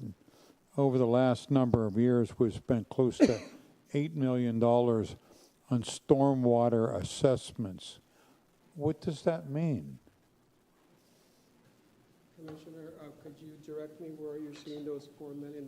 Because I don't know where the figures are coming from. Well, I'm under the tab summary for a stormwater fund, and the first year we budgeted $1 million, then we budgeted $2 million. Last year we budgeted $3 million and change. This year we're at $3,641,000. I don't know what that means, and what are we getting for our money? Those are our revenues, commissioners. Those are what we get from the assessment. What taxpayers pay for the stormwater assessment, that's the money that we receive. Yeah, it says on the Those are our actual tab, revenues. it says assessment existing parcels, 13% fee increase per So rate they study. increase from Sharon, I do want to, because this is an enterprise fund, the revenues are listed above your expenditures. So I didn't explain that, so if I didn't, I apologize. But your revenues for this fund or for any enterprise fund will be at the top of your page, and then you'll go into your expenditures. So what you'll see is that revenue total of 7,913,735 will match your expenditures down at the bottom because they have to balance. So I didn't mention that with the enterprise fund. It kind of got ahead of me, so I'm sorry. We'll have that on this fund. We'll have it that way on the Marina Fund. We'll have it that way in the CRA, and we'll have it in sanitation as well. Thank you. You're welcome, Commissioner.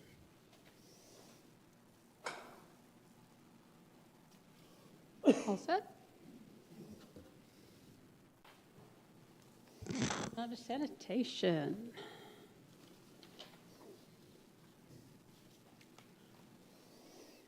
So here you've got to look at sanitation revenues broken out between commercial user fees and residential assessments, meaning the non-ad valorem on your tax bill, and then residential user fees, which are people looking for additional services, and a special pickup, et cetera.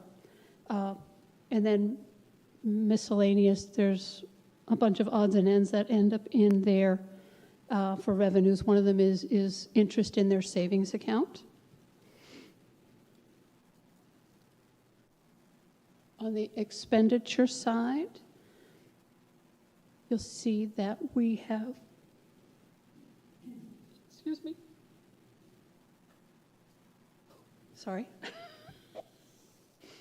Our budget for personnel expenditures is $714,944, which is an increase over what you see in '26. Because again, we did raise multiple salaries for the Sanitation 2 and the Sanitation 1 drivers. We did incorporate additional salary partway through the year for those, and we've included that in there. Additionally, we make sure we budget sufficient overtime dollars in the sanitation fund because they do pick up on certain holidays, so we make sure so that's there as well. One of our bigger costs, again, remains health insurance, which we've talked about, maybe not having enough money on that line.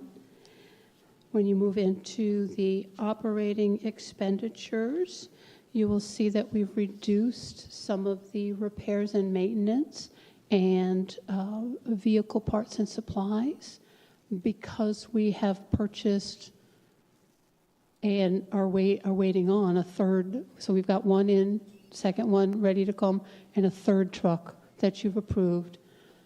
Additionally, you'll see the cost of the payments in the principal and interest lines.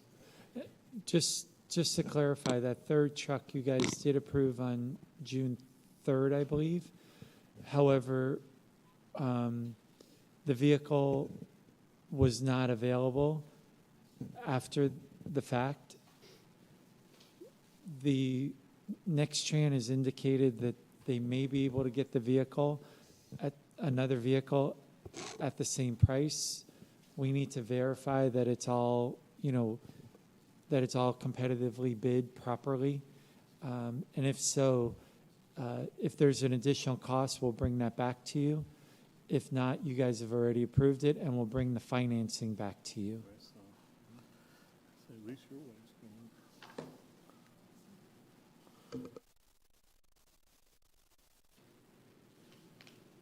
Any other questions on this? And okay. Go ahead, Barbara. Streets and roads.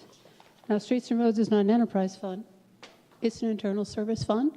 So whatever we don't generate in revenues to match the expenditures, the general fund is the one responsible for contributing. Because one of our priorities was roads and sidewalks outside of the CRA, streets and roads would be responsible for them.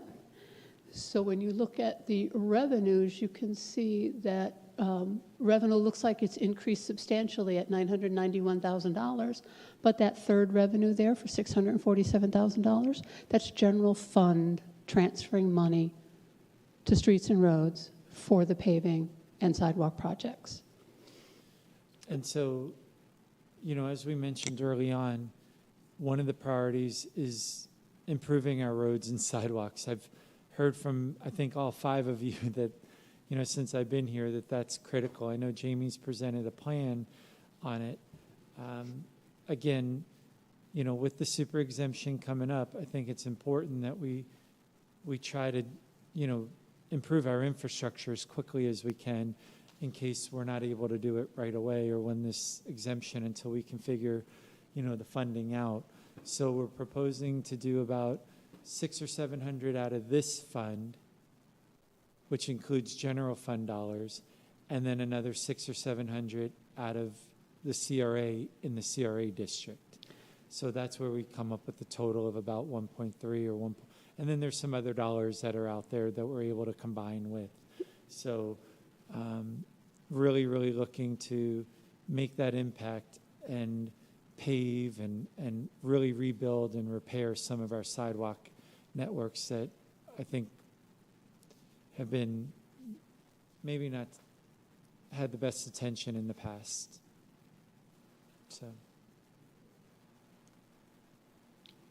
The last piece of the roadway dollars are in that 301 fund, the special project fund. It's the last bit of the Palm Beach County discretionary surtax dollars that we just had not spent, so we've allocated that to roads as well.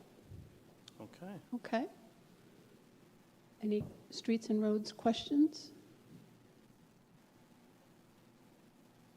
I have some, but not for you. It's really more for Jamie Oh, and directly to Jamie. Okay. Later time. and thank you. Well, I thank you. That's a lot to digest. But, yeah, you know, this is your general fund, all your enterprise funds, I do want to. except for Marina. I do want to thank how you guys kept the highlights and not have to kind of go through each line item. You pointed out the differences, which is good for us to be able to read. And then if we have something specifically that we need to look into, we can either ask, as we did here in the dais, and also if we need to give you a call and come see you and do, one-on-one as well. I know we have two more coming up, one on the 19th. We have one on the 19th and then the 26th if needed. If needed, and then after that, we'll do our public hearing. So Yes. I would encourage my dais members, look it over, just as I will. If we got questions, let's ask the questions. Let's break this down, tear it up if we have to, just to get an understanding and clarity. Not tear it up, but you know what I mean. Get in there and dig into it, look into everything that you need to look into, so that way, once we get to the public hearing, it makes that transition a lot easier, which is the goal. And, sure, Vice Mayor. You said we have one on the 19th and the 26th. What's on the The 20? 26th is if needed. The 19th would be the second workshop. So we're not on the 22nd anymore? The 22nd is a community forum. Okay. That's more for us just to show the community. Right, that's a and go Saturday. through the budget and, and if they have comments or they want to know what's going on, we want to be able to answer. That's going to be on a Saturday, I believe. Saturday. Yeah. We'll do it at 10 o'clock. All the department heads, well, one I know. That's- All the department heads will be here to support, any questions that are provided. All set? Commissioner Thomas? Manager, on the roads, did we, and you could just point it to me, did we have the oval about on here? The oval about, It's in the CRA. it's in the CRA. So it's not in this one, Not yet. The Next time. The CRA. Okay, so even though it's a road that covers, because it's within the boundaries of the CRA. Yeah, it's the CRA's. Okay, so the same thing then would be for 10th Street then? Well, they'll fund some of it on their end. Also, the Park Avenue extension, all of those Yep. will be in their CIP. And our side of our side of Silver Beach. is Okay, in- so I want to make sure that's in my head. The total cost of what we've projected for 10th is about like 4.4 million. So there's 5.2 for the grant, plus the CRA's contribution for the pretty stuff, not the stuff you don't see This is underground. all of it, right? And So this also includes the CRA's portion as well? The So when number we that say, the number you just looked at does not include the CRA number. so this is just, okay, so then there is actually more. It's probably about an $11 million project. No? I don't know if Don't it's think that it'd be much. high. But I wouldn't, I don't know what the CIP, All right, the here comes CIP Jamie to the says. rescue. Jamie, We currently have. We haven't seen from the 4.20 just make sure you engineer go on what the those mic. costs are. by the way. Commissioners, for 10th Street green infrastructure, we have $4.25 million. Those are grant monies. That's without the CRA. That's just grant money. We're waiting for the engineer will help us to determine that cost. I got you. Without CRA money or without CRA area? Without Those CRA money. monies. Okay, okay. So all of it, but we're not talking about contribution? Okay, want to make sure that I'm, okay. Yeah, we want to, the pedestrian scale light poles, and, all that kind of stuff that makes it where you're in a special place. And I think when you guys look at it, if you guys have ideas on what you're thinking about, paver, paver, That's what you said. Or stamp concrete. stamp concrete we talked about, absolutely, all that kind of stuff. And, seeing what we can do to just make it feel like when you enter that area, you're coming into somewhere, I gotta pay attention, what do we need to do to make it special?